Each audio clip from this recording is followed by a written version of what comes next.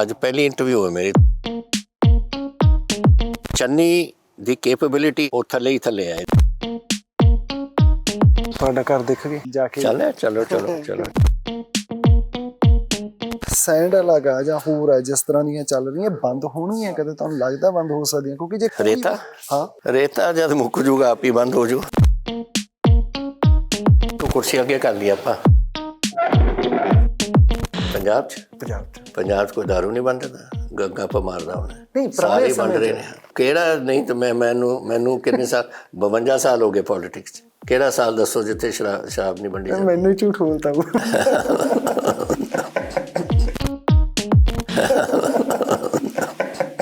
ਕਹਿੰਦੇ ਵੀ ਕੈਪਟਨ ਅਮਰਿੰਦਰ ਸਿੰਘ ਜਦੋਂ ਆਪਦੇ ਲੋਕਾਂ ਨੂੰ ਮਿਲਦੇ ਤਾਂ ਇਹ ਕਹਿੰਦੇ ਹੁੰਦੇ ਸੀ ਵੀ how is my state, how is my state.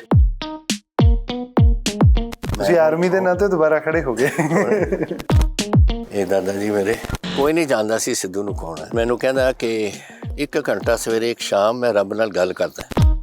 ਝੂਠ ਬੋਲਿਆ ਤੁਹਾਨੂੰ ਲੱਗਦਾ? ਝੂਠ ਬੋਲਿਆ, 100% ਝੂਠ। It's unfortunate. ਇਹ ਫੈਸਲੇ ਹੁੰਦੇ ਨੇ। ਇਹ ਪੋਲੀਟਿਕਸ ਵਿੱਚ ਕੋਈ ਸੱਚ ਨਹੀਂ ਬੋਲਦਾ।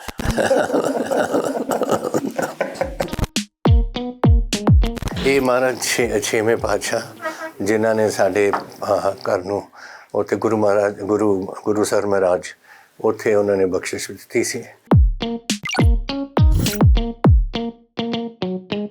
ਤੁਸੀਂ ਅੱਖਰ ਦੇ ਨਾਲ ਜੁੜੇ ਹੋ ਤੇ ਮੈਂ ਹਾਂ ਨਵਰੀਤ ਸਿਵੀਆ।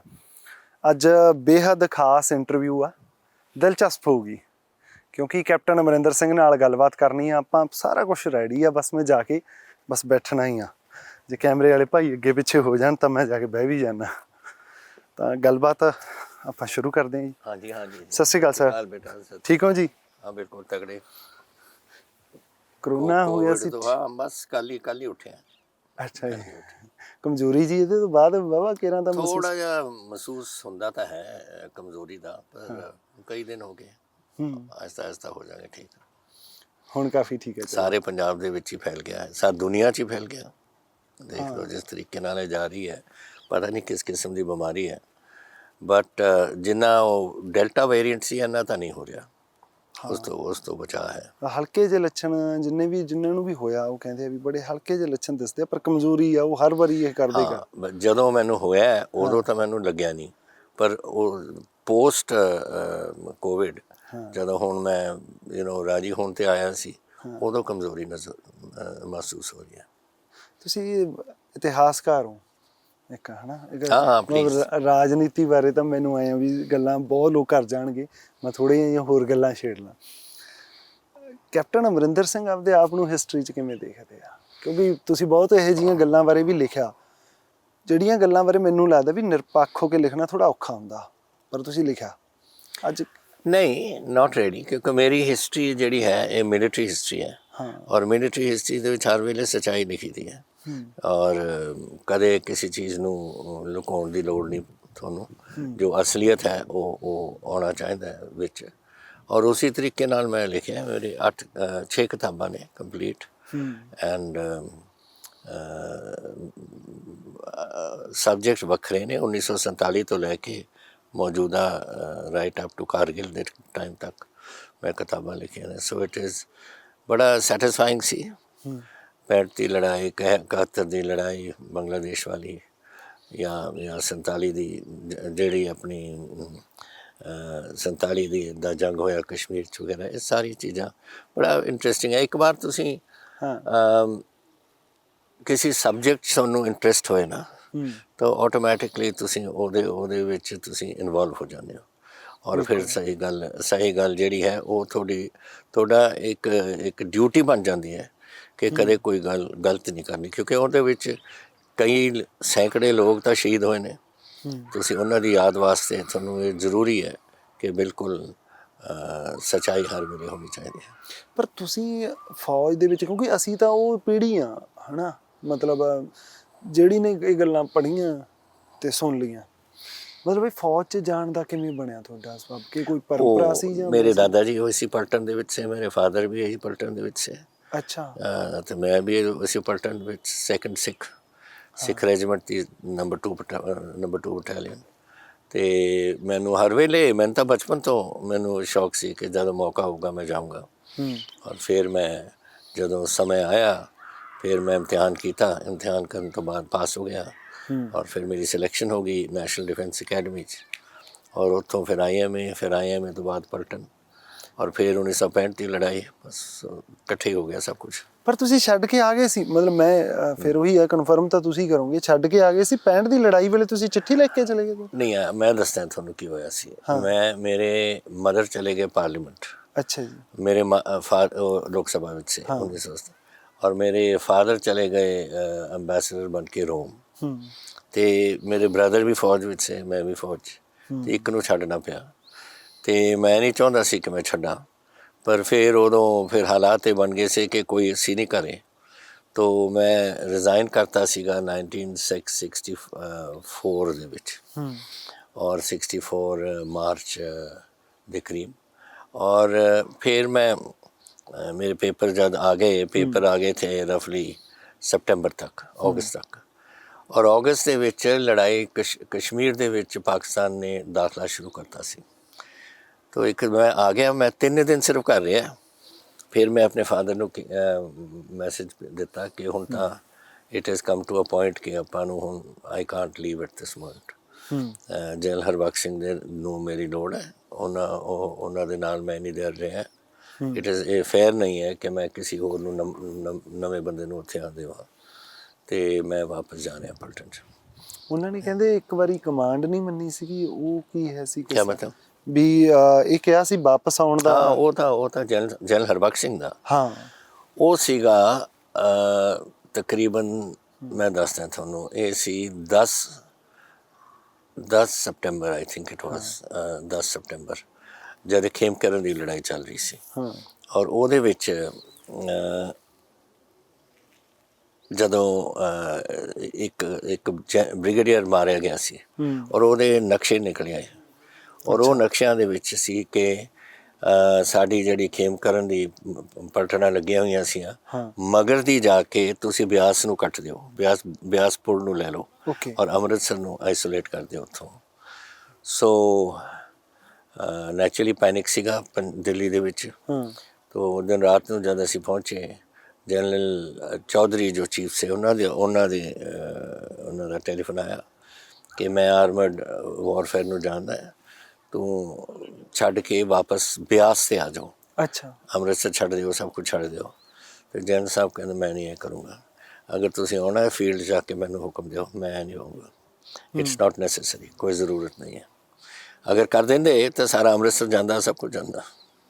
ਓਕੇ, ਪਰ ਔਖਾ ਉਸ ਵੇਲੇ ਡਿਸੀਜਨ ਲੈਣਾ ਤਾਂ ਨੈਚੁਰਲੀ, ਬਟ ਨਹੀਂ, ਪਰ ਉਦੋਂ ਅਗਲੇ ਸਵੇਰੇ ਹਾਲਾਤ ਹੀ ਸੁਧਰ ਗਏ ਸੀ। ਲੜਾਈ ਦੇ ਵਿੱਚ ਕਦੇ ਕਦੇ ਬੜੀ ਮੈਂ ਕੀ ਕਹਾਂ, ਉਹ ਗੱਲਾਂ ਹੋ ਜਾਂਦੀਆਂ ਨੇ ਜਿਹੜੀਆਂ ਇੱਕ ਅੱਜ ਹੁਣੀ ਲੱਗਦੀਆਂ ਨੇ ਕਿ ਬੜੀ ਗੰਭੀਰ ਚੀਜ਼ ਹੈ ਔਰ ਸਵੇਰੇ ਤੱਕ ਉਹਦਾ ਹਾਲਾਤ ਹੀ ਕੁਛ ਹੋਰ ਬਦਲ ਜਾਂਦੇ ਨੇ। ਸੋ ਬੇਸਿਕਲੀ ਹਾਲਾਤ ਬਦਲ ਗਏ ਸੀ, ਕ੍ਰਾਈਸਿਸ ਮੁੱਕ ਗਿਆ ਸੀ ਔਰ ਜਦ ਜਨਰਲ ਸਾਹਿਬ ਮਿਲੇ ਆਰਮੀ ਚੀਫ ਨੂੰ ਕੋਈ 11-12 ਵਜੇ ਦੇ ਕਰੀਬ, ਜਦ ਵਾਪਸ ਅਸੀਂ ਆਏ ਪਲਟਨ ਉੱਥੋਂ ਬਾਰਡਰ ਤੋਂ, ਉਹਨਾਂ ਨੇ ਗੱਲ ਵੀ ਨਹੀਂ ਛੇੜੀ ਕਿਉਂਕਿ ਗੱਲ ਹੀ ਮੁੱਕ ਗਈ ਸੀ। ਸਹੀ ਹੈ ਜੀ। ਇੱਕ ਆ ਸਾਡੇ ਗਵਾਂਢ ਦੇ ਵਿੱਚ ਕੰਦੂ ਖੇੜੇ ਵਾਲਾ ਜਿਹੜਾ ਸੀਗਾ, ਤੁਸੀਂ ਉੱਥੇ ਪਹਿਰਾ ਦਿੱਤਾ, ਉਹ ਹਿਸਟਰੀ ਦਾ ਕਿਵੇਂ ਸੀ ਵਾਕਿਆ? ਮਤਲਬ ਇੱਕ ਪਿੰਡ ਦੀ ਇੰਨੀ ਮਹੱਤਵਤਾ ਕਿਉਂ ਸੀ ਉੱਥੇ? ਉਹ ਮੈਂ ਜਾਣਦਾ। ਗਿਆਨੀ ਕਰਤਾਰ ਸਿੰਘ ਇੱਕ ਬਹੁਤ ਹੁਸ਼ਿਆਰ ਆਦਮੀ ਸੀ, ਠੀਕ ਹੈ, ਰੈਵਨਿਊ ਮਿਨਿਸਟਰ ਸੀ ਪੰਜਾਬ ਦੇ ਔਰ ਉਹਨਾਂ ਨੇ ਉਦੋਂ ਇੱਕ ਸਕੀਮ ਬਣਾਈ ਕਿ ਅਗਰ ਕਦੇ ਨਾ ਕਦੇ ਝਗੜਾ ਹੋਇਆ ਪੰਜਾਬ ਦਾ ਔਰ ਹਰਿਆਣੇ ਦਾ ਵਗੈਰਾ ਵਗੈਰਾ, ਅਤੇ ਉਹਦੇ ਵਿੱਚ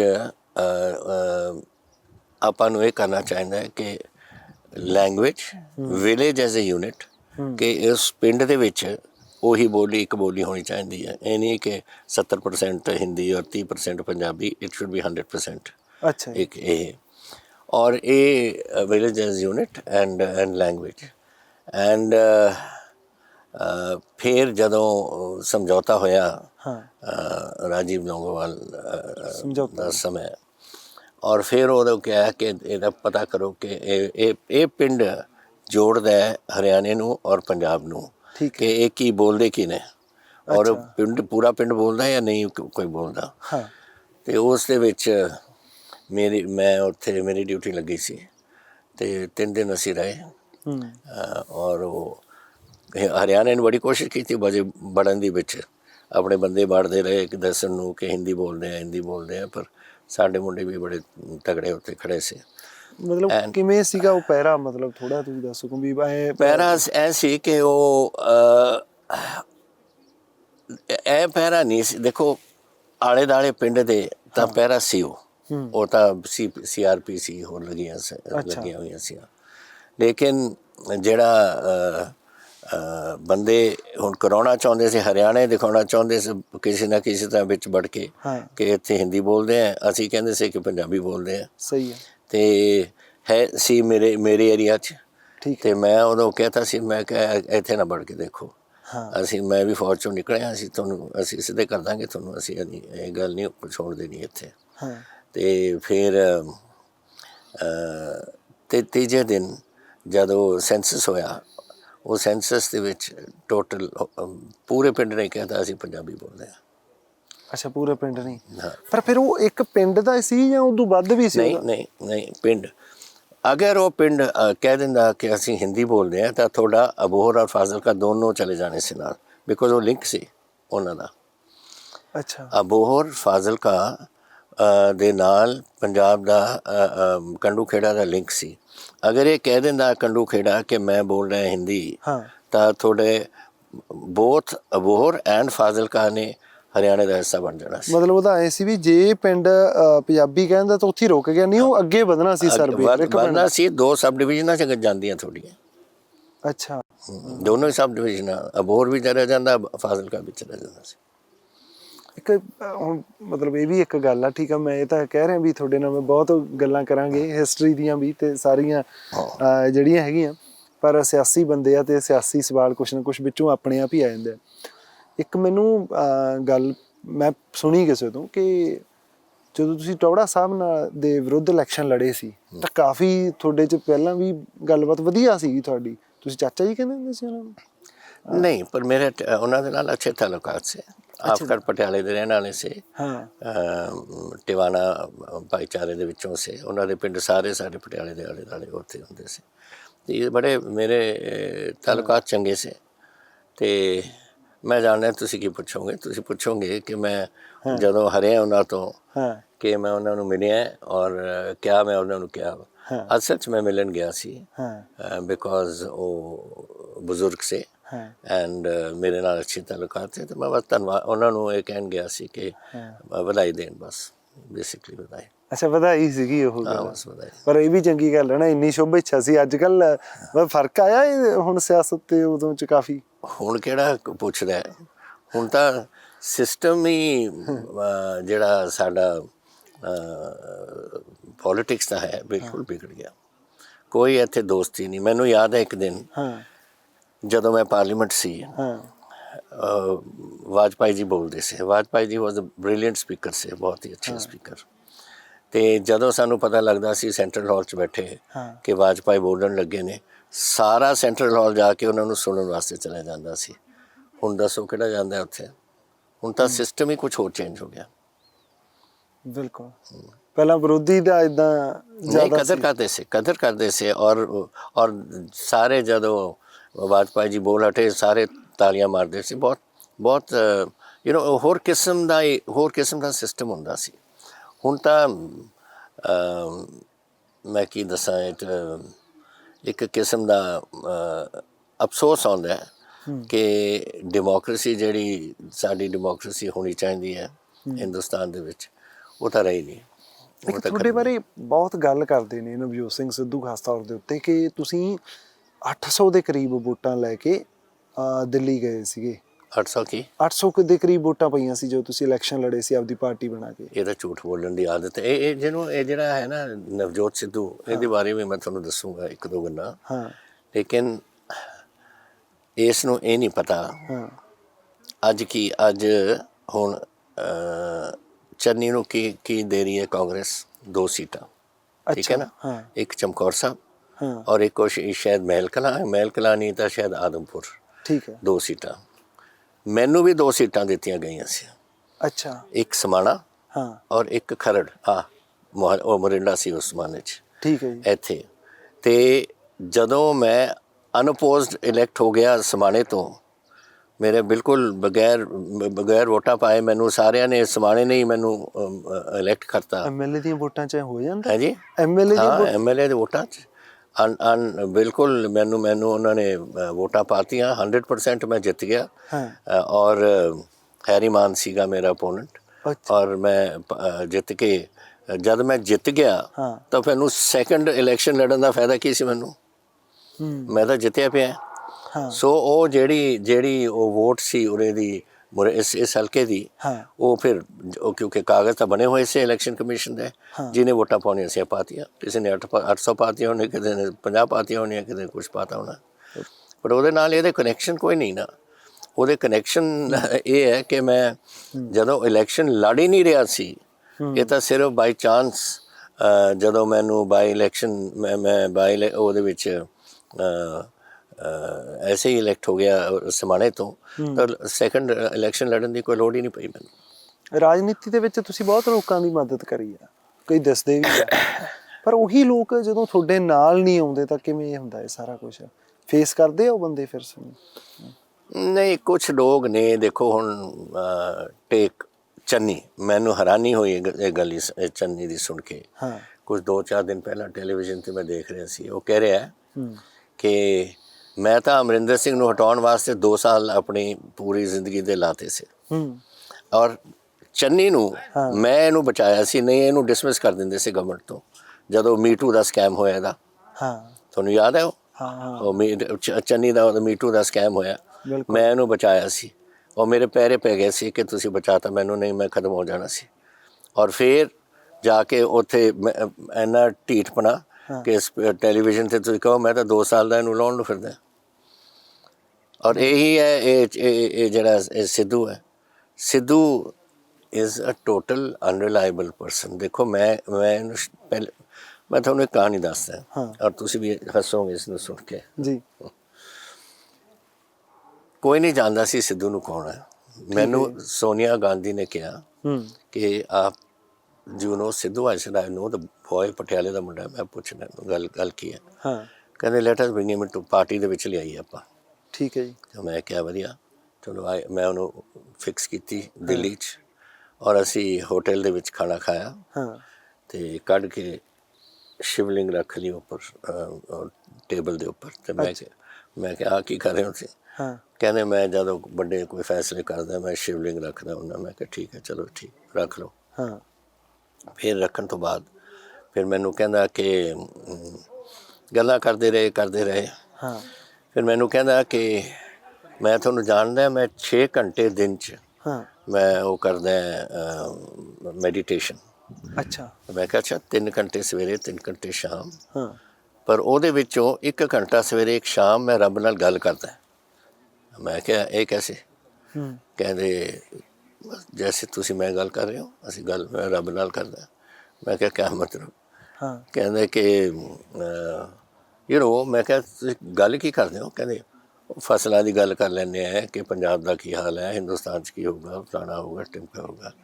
ਮੈਂ ਉਦੋਂ ਹੀ ਜਾ ਕੇ ਸੋਨੀਆ ਜੀ ਨੂੰ ਕਹਿਤਾ ਸੀ ਇਹਦਾ ਕਮਰਾ ਇਹਨੂੰ ਤਾਂ ਛੱਡੋ, ਇਹਨੂੰ ਤਾਂ ਬਿਲਕੁਲ ਨਾ ਤੁਸੀਂ ਲਾਓ, ਇਹਦਾ ਕੁਛ ਨਹੀਂ ਪਤਾ ਲੱਗਦਾ ਇਹ ਕਿੱਧਰ ਨੂੰ ਜਾਊਗਾ ਔਰ ਕੈਸੇ ਜਾਊਗਾ। ਸੱਚੀ ਗੱਲ ਹੈ?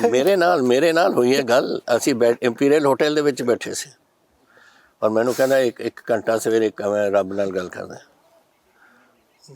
ਉਹਨੂੰ ਪੁੱਛਣਾ ਤੁਸੀਂ ਇੱਕ ਦਿਨ। ਮੈਂ ਜ਼ਰੂਰ ਪੁੱਛੂਗਾ। ਮੈਨੂੰ ਇਹ ਝਟਕਾ ਇਹ ਗੱਲ ਵੀ ਕਿ ਐਡੇ ਵੱਡੇ ਲੀਡਰ ਇਹ ਵੀ ਗੱਲ ਕਰਦੇ ਹੈਗੇ, ਤੇ ਕਮਾਲ ਆ। ਪਰ ਹੁਣ ਵੀ ਕਈ ਹੋਰ ਵੀ ਬੰਦੇ ਆ ਜਿਹੜੇ ਤੁਹਾਡੀ ਪਾਰਟੀ ਨੂੰ ਛੱਡ ਕੇ ਬੀਜੇਪੀ 'ਚ ਜਾ ਰਹੇ ਆ। ਹਾਲਾਂਕਿ ਤੁਹਾਡਾ ਬੀਜੇਪੀ ਨਾਲ ਸਮਝੌਤਾ, ਮੈਨੂੰ ਪਤਾ ਤੁਸੀਂ ਇਹ ਗੱਲ ਨੂੰ ਕਹੋਗੇ ਵੀ ਠੀਕ ਹੈ, ਕਿਸੇ ਵੀ ਪਾਸੇ ਹੋ ਜਾਂਦੇ ਆ, ਕੋਈ ਦਿੱਕਤ ਵਾਲੀ ਗੱਲ ਨਹੀਂ ਹੈਗੀ। ਪਰ ਫਿਰ ਵੀ ਜਿਹੜੇ ਲੋਕ ਹੁਣ ਤੱਕ ਤੁਹਾਡੇ ਨਾਲ ਜੁੜੇ ਆ, ਜਿਨ੍ਹਾਂ ਦੇ ਨਾਮ ਦੀ ਅਹਿਮੀਅਤ ਹੀ ਇਸ ਕਰਕੇ ਵੱਧਦੀ ਹੈ ਕਿ ਉਹ ਕੈਪਟਨ ਅਮਰਿੰਦਰ ਸਿੰਘ ਨਾਲ ਜੁੜੇ ਹੋਏ ਆ। ਆਈ ਥਿੰਕ 2 ਗੱਲਾਂ ਨੇ। ਦੇਖੋ, ਪਹਿਲੀ ਗੱਲ, ਬੀਜੇਪੀ ਹੋਏਗੀ ਉੱਥੇ ਅਗਲੇ 7 ਸਾਲ, 2 ਸਾਲ ਹੁਣ ਔਰ 5 ਸਾਲ ਅਗਲੇ 24 'ਚ ਵੀ ਆਏਗੀ BJP. I think so. I think BJP will come 7 ਸਾਲ। ਔਰ ਇਹ ਲੋਕ ਨੋਰਮਲੀ ਸੋਚਦੇ ਨੇ ਕਿ ਨੈਸ਼ਨਲ ਪਾਰਟੀ ਦੇ ਨਾਲ ਹੋ, ਤੁਹਾਡੇ ਕੰਮਕਾਰ ਹੁੰਦੇ ਨੇ, ਤਾਂ ਕੰਮਕਾਰ ਕਰਾ ਲਓ। ਤਾਂ ਮੈਂ ਕਿਹੜਾ ਰੋਕ ਰਿਹਾ ਇਹਨਾਂ ਨੂੰ? ਜਾਓ, ਸ਼ੌਕ ਨਾਲ ਜਾਣਾ ਚਾਹੋ ਤੁਸੀਂ ਉੱਧਰਲੇ ਪਾਸੇ। ਬਟ ਬੇਸਿਕਲੀ ਆ ਹੈ ਕਿ ਇੱਕ ਇਹ ਫੀਲਿੰਗ ਹੈ ਉਹਨਾਂ ਨੂੰ। ਦੂਸਰਾ ਜਿੱਥੇ ਤਾਈਂ ਸਾਡਾ ਹੈ ਹਾਲੇ ਤਾਂ ਅਸੀਂ ਸ਼ੁਰੂ ਵੀ ਨਹੀਂ ਕੀਤਾ। ਅੱਜ ਪਹਿਲੀ ਇੰਟਰਵਿਊ ਹੈ ਮੇਰੀ, ਤੁਹਾਨੂੰ ਪਤਾ ਹੈ? ਅੱਛਾ ਜੀ, ਨਹੀਂ ਮੈਨੂੰ ਨਹੀਂ ਪਤਾ। ਪਹਿਲੀ ਇੰਟਰਵਿਊ ਮੈਂ ਹਾਲੇ ਤਾਂ ਇੰਟਰਵਿਊ ਵੀ ਨਹੀਂ ਕੀਤੀਆਂ ਸ਼ੁਰੂ ਮੇਰੀ ਪਰਸੋਂ ਨੂੰ ਪ੍ਰੈਸ ਕਾਨਫਰੰਸ ਹੈ ਪਹਿਲੀ। ਓਕੇ। ਹਾਂ ਮੈਂ ਕਰੌੜੀ ਸੀ ਪਰ ਹਫ਼ਤਾ ਇਹ ਕੋਵਿਡ ਹੋ ਗਿਆ ਸੀ। ਹਾਂ ਸੋ ਇਸ ਕਰਕੇ ਥੋੜ੍ਹੀ ਡਿਲੇ ਸ਼ਾਇਦ ਉਹਨਾਂ ਨੂੰ ਇਹ ਸੋਚ ਹੋਣੀ ਹੈ। That's no problem, I don't feel ਕੋਈ। ਠੀਕ ਹੈ, ਤੁਹਾਨੂੰ ਇਹ ਲੱਗਦਾ? ਕਿਉਂਕਿ ਮੈਨੂੰ ਤਾਂ ਇਹ ਸੋਚਣ 'ਚ ਐਂ ਲੱਗਦਾ ਨਾ ਵੀ ਮੈਂ ਇੱਕ ਬੰਦੇ ਨੂੰ ਉਹਨਾਂ ਨੂੰ ਜਾਣਦਾ ਥੋੜ੍ਹਾ ਜਿਹਾ, ਹੈ ਨਾ, ਕਿਸੇ ਨੂੰ ਸ਼ਖਸ ਨੂੰ, ਉਹਨਾਂ ਦੇ ਬਹੁਤ ਬੁਰੇ ਦੌਰ ਦੇ ਵਿੱਚ, ਮਤਲਬ ਜਦੋਂ ਉਹਨਾਂ ਦੀ ਬਿਲਕੁਲ ਜ਼ਮੀਨ ਤੱਕ ਵਿਕਣ ਵਾਲੀ ਸੀ, ਤੁਸੀਂ ਉਦੋਂ ਉਹਨਾਂ ਦੀ ਮਦਦ ਕਰੀ। ਅਤੇ ਮੈਂ ਉਹੋ ਜਿਹੇ ਬੰਦੇ ਦਾ ਡਿਸੀਜ਼ਨ ਜਦੋਂ ਦੇਖਦਾ ਤਾਂ ਫਿਰ ਮੈਨੂੰ ਥੋੜ੍ਹਾ, ਮੈਂ ਪੁੱਛਿਆ ਤਾਂ ਸਹੀ ਜਾ ਕੇ ਵੀ ਤੁਹਾਨੂੰ ਕਿਵੇਂ ਲੱਗਦਾ ਹੈਗਾ? ਮੈਨੂੰ ਇਹੋ ਜਿਹੀ ਬੁਰੀ ਗੱਲ ਨਹੀਂ ਕੋਈ ਲੱਗਦੀ। ਦੇਖੋ ਜਦੋਂ ਤੁਸੀਂ ਇੱਕ ਪਾਰਟੀ ਦੇ ਵਿੱਚ ਹੋ ਐਂਡ ਤੁਸੀਂ ਉਹਨੂੰ ਛੱਡ ਕੇ ਕਿਸੇ ਹੋਰ ਪਾਰਟੀ ਜਾਣਾ ਤਾਂ ਨੋਰਮਲੀ ਤੁਸੀਂ ਸੋਚਦੇ ਹੋ ਕਿ ਮੈਨੂੰ ਕਿਹੜੀ ਪਾਰਟੀ ਸੂਟ ਕਰੂਗੀ।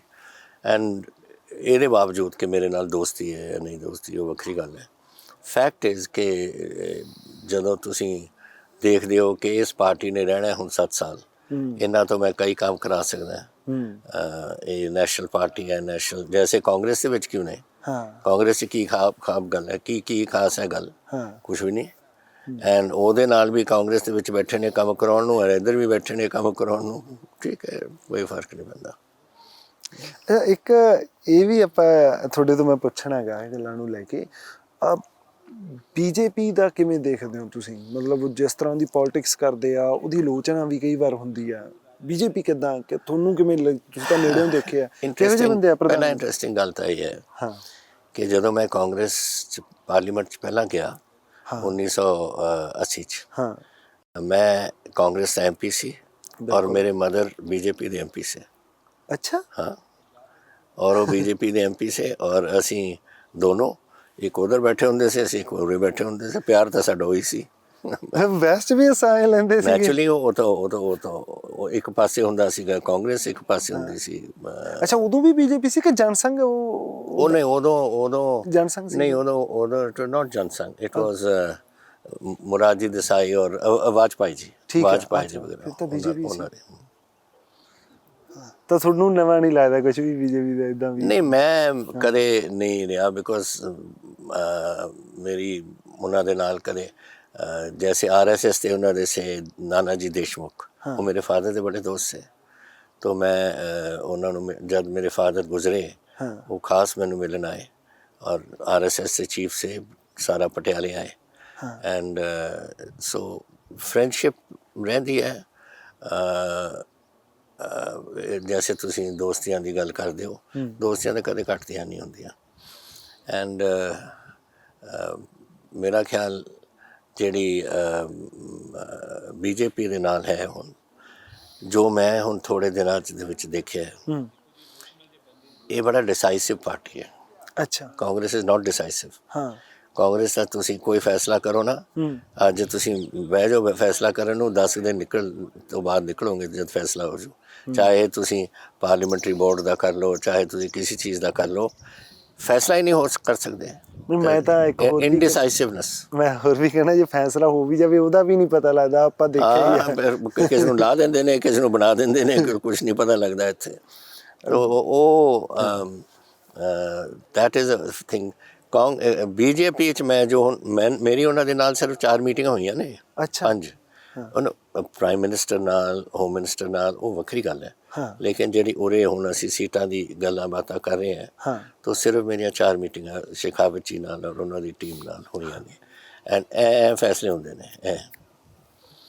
that is which I think is a very good side, because ਮੈਂ ਫੌਜੀ ਰਿਹਾ ਐਂਡ ਫੌਜੀ 'ਚ ਡਿਸਾਈਸਿਵਨੈਸ ਇਜ਼ ਵੈਰੀ ਇੰਪੋਰਟੈਂਟ। ਪੰਜਾਬ 'ਚ ਭਵਿੱਖ ਦੇਖਦੇ ਹੋ BJP ਦਾ?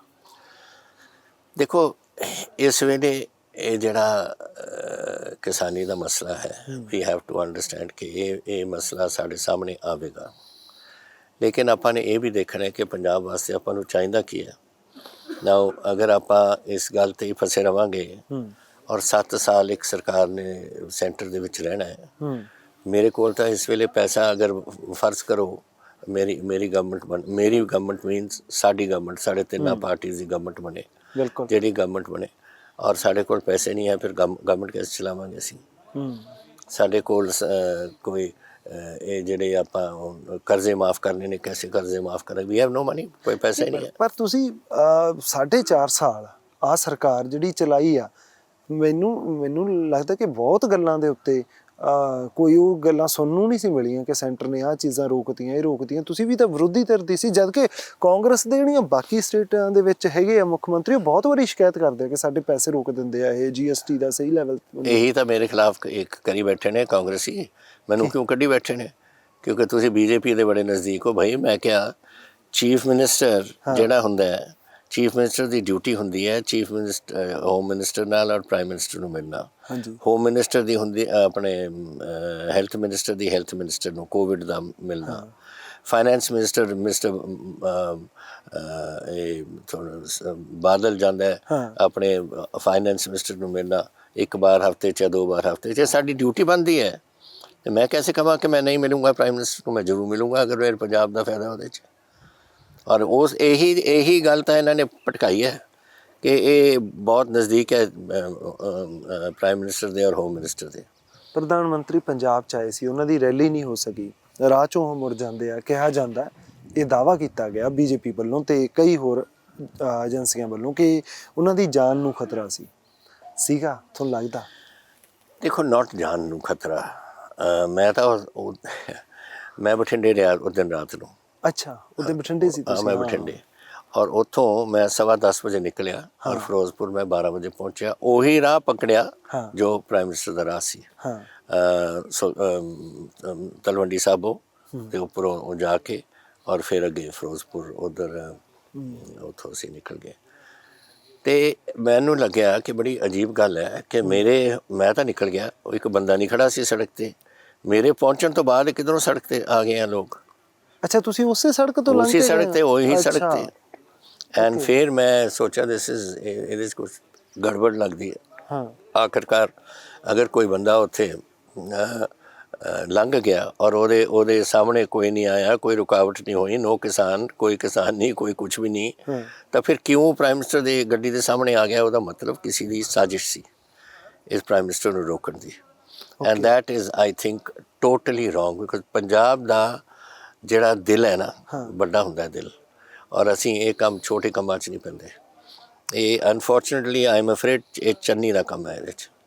ਇਹ ਚੰਨੀ ਇਸ ਕੰਮ 'ਚ। ਪਰ ਉਹਨਾਂ ਨੂੰ ਮਿਲੂ ਕੀ? ਇੱਕ CM ਨੂੰ, ਇੱਕ ਜੇ ਮੰਨ ਲਓ। ਅੱਛਾ, ਦੂਸਰਾ ਮੈਂ ਤੁਹਾਨੂੰ ਦੱਸਾਂ, ਜਿੱਥੇ ਇਹਨਾਂ ਨੂੰ ਰੋਕਿਆ ਇਹ 10 ਕਿਲੋਮੀਟਰ ਹੈ ਪਾਕਿਸਤਾਨ ਤੋਂ। ਉਹ ਪੁਲ, ਉਹ ਜਿਹੜਾ ਪੁਲ ਫਲਾਈਓਵਰ ਹੈ, ਉਹ 10 ਕਿਲੋਮੀਟਰ ਹੈ। ਐਂਡ ਪਾਕਿਸਤਾਨ ਦਾ ਤੋਪਖਾਨਾ 35 ਕਿਲੋਮੀਟਰ ਫਾਇਰ ਕਰ ਸਕਦਾ। ਇਹ ਨਹੀਂ ਕਿ ਪਾਕਿਸਤਾਨ ਕਰਨਾ ਚਾਹੁੰਦਾ ਸੀ, but you put the prime minister into harm's way. ਉਹਦੇ ਵਿੱਚ ਤੁਸੀਂ ਉਹਨੂੰ ਰਸਤੇ 'ਚ ਲਿਆਏ ਹੋ ਜਿੱਥੇ ਇਹਦਾ ਕੁਝ ਗੜਬੜ ਹੋ ਸਕਦੀ ਹੈ। ਕਿਉਂ ਲੋੜ ਸੀ ਤੁਹਾਨੂੰ ਇਹ ਕਰਨ ਦੀ? This is not right. ਇਹ ਬਿਲਕੁਲ ਇਹਨੇ ਸੋਚਿਆ ਹੋਣਾ ਕਿ ਮੈਂ ਇਹਨਾਂ ਦੀ ਸੋਚ ਹੀ ਹੈ। ਦੇਖੋ, ਮੇਰਾ ਤਾਂ ਮਿਨਿਸਟਰ ਹੈ, ਚੰਨੀ ਦੀ ਕੈਪੇਬਿਲਿਟੀ ਹੈ ਐਜ਼ ਮਿਨਿਸਟਰ ਆਫ ਜਿਹੜਾ ਸੀਗਾ ਸਾਡਾ ਟੈਕਨੀਕਲ ਐਜੂਕੇਸ਼ਨ ਐਂਡ ਕਲਚਰ। ਇਸ ਤੋਂ ਉੱਪਰ ਨਹੀਂ ਇਹਦੀ ਵਿਜ਼ਨ, ਉਹ ਥੱਲੇ ਹੀ ਥੱਲੇ ਹੈ ਇਹਦੀ ਵਿਜ਼ਨ। ਐਂਡ ਦਿਸ ਇਜ਼, ਮੈਂ ਜਾਣਦਾ ਇਹਨੂੰ, ਕਿਹੜਾ ਮਿਨਿਸਟਰ ਨਹੀਂ ਜਿਹਨੂੰ ਨਹੀਂ ਮੈਂ ਜਾਣਦਾ ਕਿ ਉਹਨਾਂ ਦੀ ਕੈਪੇਬਿਲਿਟੀਜ਼ ਕੀ ਨੇ।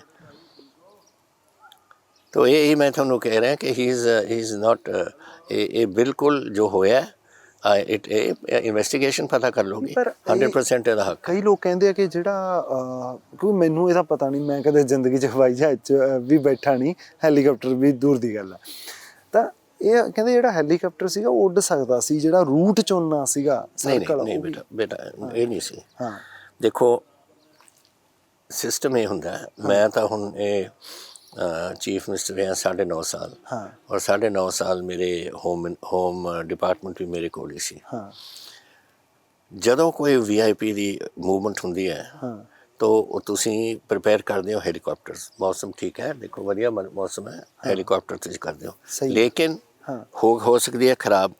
ਸੋ ਤੁਸੀਂ ਇੱਕ ਰੋਡ ਕਨਵੋਏ ਵੀ ਤਿਆਰ ਕਰਕੇ ਰੱਖਦੇ ਹੋ ਕਿ ਅਗਰ ਬਾਈ ਚਾਂਸ ਕਿ ਕੁਝ ਗੜਬੜ ਹੋ ਜਾਏ, ਰੋਡ ਕਨਵੋਇਜ਼ ਤੇ ਰੋਡ ਕਨਵੋਏ SPG ਲਿਆਉਂਦੀਆਂ ਗੱਡੀਆਂ ਦਿੱਲੀ ਤੋਂ, ਔਰ ਕੁਛ ਪੰਜਾਬ ਦੀਆਂ ਲੱਗਦੀਆਂ ਨੇ, ਸਭ ਕੁਛ ਲੱਗ ਕੇ ਇਹ ਜਾਂਦੀਆਂ ਨੇ। ਨਾਓ ਇਹ ਸਿਸਟਮ ਸੀਗਾ ਇਹਨਾਂ ਦੇ ਲਿਆਉਣ ਦਾ। ਹਾਂ ਹੁਣ ਜਦੋਂ SP ਜੀ ਨੇ ਡਿਸਾਈਡ ਕਰ ਲਿਆ 에ਅਰ ਫੋਰਸ ਨੇ ਕਿ ਮੌਸਮ ਬਹੁਤ ਹੀ ਖਰਾਬ ਸੀ। ਹਾਂ ਉਹ ਦਿਨ ਤਾਂ ਮੈਨੂੰ ਪੁੱਛੋ ਉੱਥੇ ਤਾਂ ਜਿਸ ਤਰੀਕੇ ਨਾਲ ਲੋਕ ਵਿਚਾਰੇ ਕੁਰਸੀ ਚੱਕ ਕੇ ਨਾ ਸਿਰ ਦੇ ਉੱਪਰ ਰੱਖ ਕੇ ਉੱਥੇ ਬਹਿ ਰਹੇ, ਇੰਨੀ ਬਾਰਿਸ਼ ਪੈ ਰਹੀ ਸੀ ਉੱਥੇ।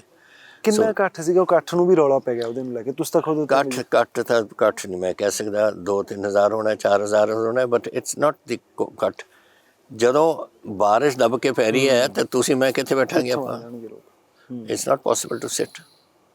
ਪਰ ਤੁਹਾਨੂੰ ਲੱਗਦਾ ਵੀ ਉਹ ਰੋਕਿਆ ਗਿਆ ਪੰਜਾਬ ਸਰਕਾਰ ਦੇ ਵੱਲੋਂ, ਪਰ ਜਾਨ ਨੂੰ ਖਤਰਾ ਨਹੀਂ ਸੀ? ਜਾਨ ਨੂੰ ਤਾਂ ਖਤਰਾ ਹੋ ਸਕਦਾ ਸੀ ਅਗਰ ਪਾਕਿਸਤਾਨ ਚਾਹੁੰਦਾ ਸੀ। ਸਹੀ। ਐਂਡ ਪਾਕਿਸਤਾਨ ਨੂੰ ਮੈਂ ਨਹੀਂ ਸਮਝਦਾ ਸੀ ਕਿ ਇਸ ਹਾਲਾਤ ਦੇ ਵਿੱਚ ਉਹ ਕੁਛ ਇਹੋ ਜਿਹੀ ਗੱਲ ਕਰਨ, ਬਟ ਇਹਨਾਂ ਦਾ ਕੋਈ ਐਤਵਾਰ ਤਾਂ ਹੈ ਨਹੀਂ। ਰੋਜ਼ ਤਾਂ ਕਰੀ ਜਾਂਦੇ ਨੇ ਪਾਕਿਸਤਾਨੀ, ਰੋਜ਼ ਇੱਥੇ ਡਰੋਨ ਸਿੱਟੀ ਜਾਂਦੇ ਨੇ, ਰੋਜ਼ ਇੱਥੇ ਹਥਿਆਰ, ਇੱਥੇ ਅਸਲਾ, ਇੱਥੇ RDX, ਇੱਥੇ ਤੁਸੀਂ ਨੇਮ ਕਰੋ ਸਭ ਕੁਛ ਆ ਜਾਂਦਾ। ਮੇਰੇ ਟਾਈਮ 'ਚ 18 ਸਪਟੈਂਬਰ ਮੈਂ ਛੱਡੀ ਹੈ, ਮੇਰੇ ਟਾਈਮ 'ਚ ਤਕਰੀਬਨ 50 ਤਾਂ ਡਰੋਨਸ ਆ ਗਈਆਂ ਹੋਣੀਆਂ ਨੇ। ਅੱਛਾ। ਪਤਾ ਨਹੀਂ ਕਿੰਨੇ ਸਾਡੇ ਕੋਲ ਅਬਾਊਟ 1000 ਰਾਈਫਲਸ, ਕੋਈ ਰਫਲੀ 500 pistols, 1 lakh ammunition the thing, RDX ਵਗੈਰਾ। ਨਾਮ ਤੁਸੀਂ ਲਓ ਔਰ ਉਹਦੇ ਪਹੁੰਚਿਆ। ਔਰ ਆਇਆ ਕਿਸ ਵਾਸਤੇ? ਇਹ ਹਥਿਆਰ ਵਾਸਤੇ। ਕਿਸ ਵਾਸਤੇ ਆਏ ਨੇ ਹਥਿਆਰ? ਆਖਿਰਕਾਰ ਖੇਡਾਂ ਦੇ ਬੱਚਿਆਂ ਦੀ ਖੇਡ ਤਾਂ ਨਹੀਂ ਹੈ ਨਾ।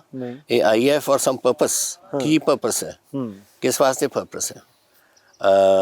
ਕਿਸੇ ਨੂੰ ਮਾਰਨਾ ਇਹਨਾਂ ਨੇ, ਕੋਈ ਸਾਜ਼ਿਸ਼ ਹੈ ਇਹਨਾਂ ਦੀ, ਕੋਈ ਪਲਾਨ ਕਰ ਰਹੇ ਨੇ ਫਿਊਚਰ ਦਾ, ਕੁਛ ਨਹੀਂ ਪਤਾ ਸਾਨੂੰ। ਪਾਕਿਸਤਾਨ ਹਰ ਵੇਲੇ ਛੇੜਛਾੜ ਕਰਦਾ ਹੈ ਸਾਡੇ ਨਾਲ। ਤੁਸੀਂ 2018 ਦੇ ਵਿੱਚ ਜਹਾਜ਼ 'ਤੇ ਸਫ਼ਰ ਕਰ ਰਹੇ ਸੀ, ਮਤਲਬ ਜੇ ਮੈਂ ਸਹੀ ਹਾਂ, ਜਿੱਥੇ ਤੁਹਾਨੂੰ ਲੱਗੇ ਤੁਸੀਂ ਮੈਨੂੰ ਕਹਿ ਸਕਦੇ ਹੋ ਹੈ ਨਾ ਵੀ ਇੱਥੇ ਭਾਈ ਤੁਸੀਂ ਫੈਕਟਰੀ ਤੋਂ ਪਰੇ ਚਲੇ ਗਏ, ਤਾਂ ਤੁਹਾਨੂੰ ਕੁਛ ਮਾਈਨਿੰਗ ਦਿਸੀ, ਤਾਂ ਤੁਸੀਂ ਉਹਦੀ ਕਾਰਵਾਈ ਹੈ ਜਿਹੜੀ ਉਹਦੀ ਸ਼ੁਰੂ ਕਰਵਾਤੀ ਉਹਦੇ 'ਚ ਕੁਛ ਲੋਕਾਂ ਦਾ ਨਾਮ ਆਇਆ। ਚੰਨੀ ਦਾ। ਅੱਛਾ। ਇਹਦਾ ਵੀ ਵਿੱਚ ਹੀ ਮੈਂ ਜਾ ਰਿਹਾ ਸੀਗਾ, ਪਤਾ ਨਹੀਂ ਇੱਧਰੋਂ ਸਤਲੁਜ ਦੇ ਉੱਪਰ ਦੀ, ਐਂਡ ਉੱਥੇ ਇਹ ਟਰੱਕ ਵਗੈਰਾ ਲੱਗੇ ਹੋਏ ਸੀ, ਉਹ ਪੱਟਣ। ਅੱਛਾ। ਅਤੇ ਫਿਰ ਜਦ ਮੈਂ ਲੈਂਡ ਕੀਤਾ ਤਾਂ ਮੈਂ ਸਾਡੇ ਸੈਂਡ ਵਾਲੇ ਸੀ, ਮੈਂ ਕਿਹਾ ਪਤਾ ਕਰੋ ਕੌਣ ਕਰ ਰਿਹਾ ਗੜਬੜ। ਇਹਦਾ ਨਾਮ ਵੀ ਆਇਆ ਸੀ ਵਿੱਚ। ਤਾਂ ਹੀ ਜਦੋਂ ਮੈਨੂੰ ਪ੍ਰੈਸ ਪੁੱਛਦੀ ਹੈ ਨਾ ਕਿ ਕਿਹੜੇ ਬੰਦਿਆਂ ਦਾ ਤੁਸੀਂ ਇਹਦੇ 'ਚ ਇਨਵੋਲਵਮੈਂਟ ਹੈ, ਮੈਂ ਕਿਹਾ ਤੁਸੀਂ ਵੱਡੇ ਤੋਂ ਛੋਟੇ ਤੱਕ ਨਾਮ ਲੈ ਦਿਓ, ਮੈਂ ਤੁਹਾਨੂੰ ਦੱਸ ਦੂੰਗਾ ਉਦੋਂ। ਇਹ ਦਿਸ ਮੈਨ, ਇਹ ਬੰਦੇ ਹੈ ਇਹ ਜਿਹੇ। ਹੁਣ ਵਾਟ ਕੈਨ ਵੀ ਡੂ? ਕੀ ਕਰ ਸਕਦੇ ਅਸੀਂ? ਇਹ ਸਾਰੇ ਐਂ ਕਰਦੇ ਨੇ। ਪਰ ਤੁਸੀਂ ਮੁੱਖ ਮੰਤਰੀ ਸੀਗੇ, ਤੁਸੀਂ ਕਿਹਾ ਤਾਂ ਹੋਊਗਾ ਵੀ ਭਾਈ ਨਾ। ਨਹੀਂ, ਮੈਂ ਕਿਹਾ ਇਹਨਾਂ ਨੂੰ ਰੋਕੋ, ਇਹਨਾਂ ਨੂੰ ਪਕੜੋ। ਮੈਨੂੰ ਤਾਂ ਸੋਨੀਆ ਜੀ ਨੇ ਪੁੱਛਿਆ ਕਿ ਇਹ मैंने सुना कि वहाँ there is lot of sand mafia. मैं क्या यस मैम। कहते why aren't you stopping it? मैं क्या हु डू आई अरेस्ट? दसो कि मैं फड़ा? सारे कर रहे हैं। ਫਿਰ ਰੌਲਾ ਕਿਉਂ ਪਾਇਆ ਜਾਂਦਾ ਇਹਦਾ ਕਿ ਬਹੁਤ ਪੰਜਾਬ 'ਚ ਤਾਂ ਆਏ ਆ, ਸਾਡੀ ਸਰਕਾਰ ਨੇ ਆ ਕੇ ਤੇ ਕਾਰਵਾਈ ਕਰੀ? ਹੁਣ ਵਾਲੀ ਸਰਕਾਰ? ਕਿਹੜੀ ਸਰਕਾਰ? ਕਿੱਥੇ? ਇੱਕ ਇੰਨਾ ਕੁ ਇੱਕ ਮੈਨੂੰ ਇੱਕ ਦੱਸ ਦਿਓ ਕਿ ਰੇਤੇ ਦਾ ਇੱਕ ਨਿੱਕਾ ਜਿਹਾ ਵੀ ਹਿੱਸਾ ਕਿਤੇ ਕਿਸੇ ਇਹਨਾਂ ਨੇ ਫੜਿਆ? ਇਹ ਕਹੀ ਜਾਂਦੇ ਨੇ ਕਿ ਅਸੀਂ ਬਿਜਲੀ ਫਰੀ ਕਰਤੀ, ਅਸੀਂ ਫਲਾਣਾ ਕਰਤਾ। ਸਭ ਉਵੇਂ ਝੂਠ ਬੋਲੀ ਜਾਂਦੇ ਨੇ, ਕੋਈ ਕੁਛ ਨਹੀਂ ਕੀਤਾ। ਆਪਾਂ ਤੁਹਾਡਾ ਘਰ ਦੇਖ ਗਏ ਅੰਦਰ ਜਾ ਕੇ?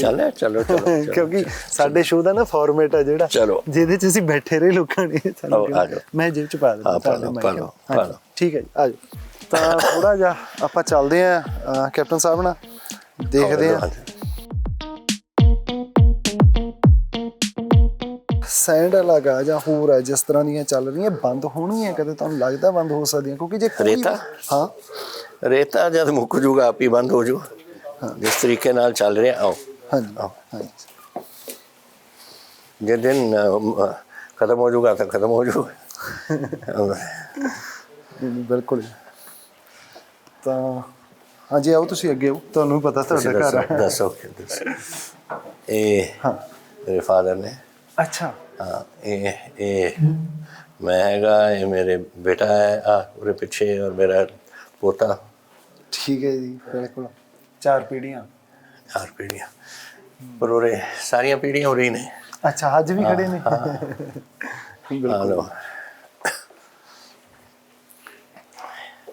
ਇਹ ਮੇਰੇ ਫਾਦਰ।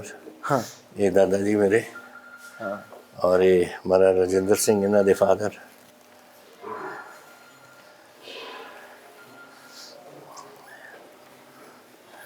कैप्टन साहब थोड़े पुरखे महाराज तो ने फिर महाराज बठिंडे दे है हाँ ना हाँ पिंड हाँ, बाबा फूल जी, हाँ हाँ देखो अच्छा ये ना बाबा फूल जी, बाबा आला सिंह, हाँ हाँ हाँ एंड ये महाराज साहब सिंह, महाराज करम सिंह, नरेंद्र सिंह, सब उतों दे। और ये बाबा फूल जी, हाँ ये फिर सी महाराज नवरिंदर सिंह ओके एंड और ये साढ़ा गुरुद्वारा साहब है। हाँ जी तो अच्छा मैं बूट उतार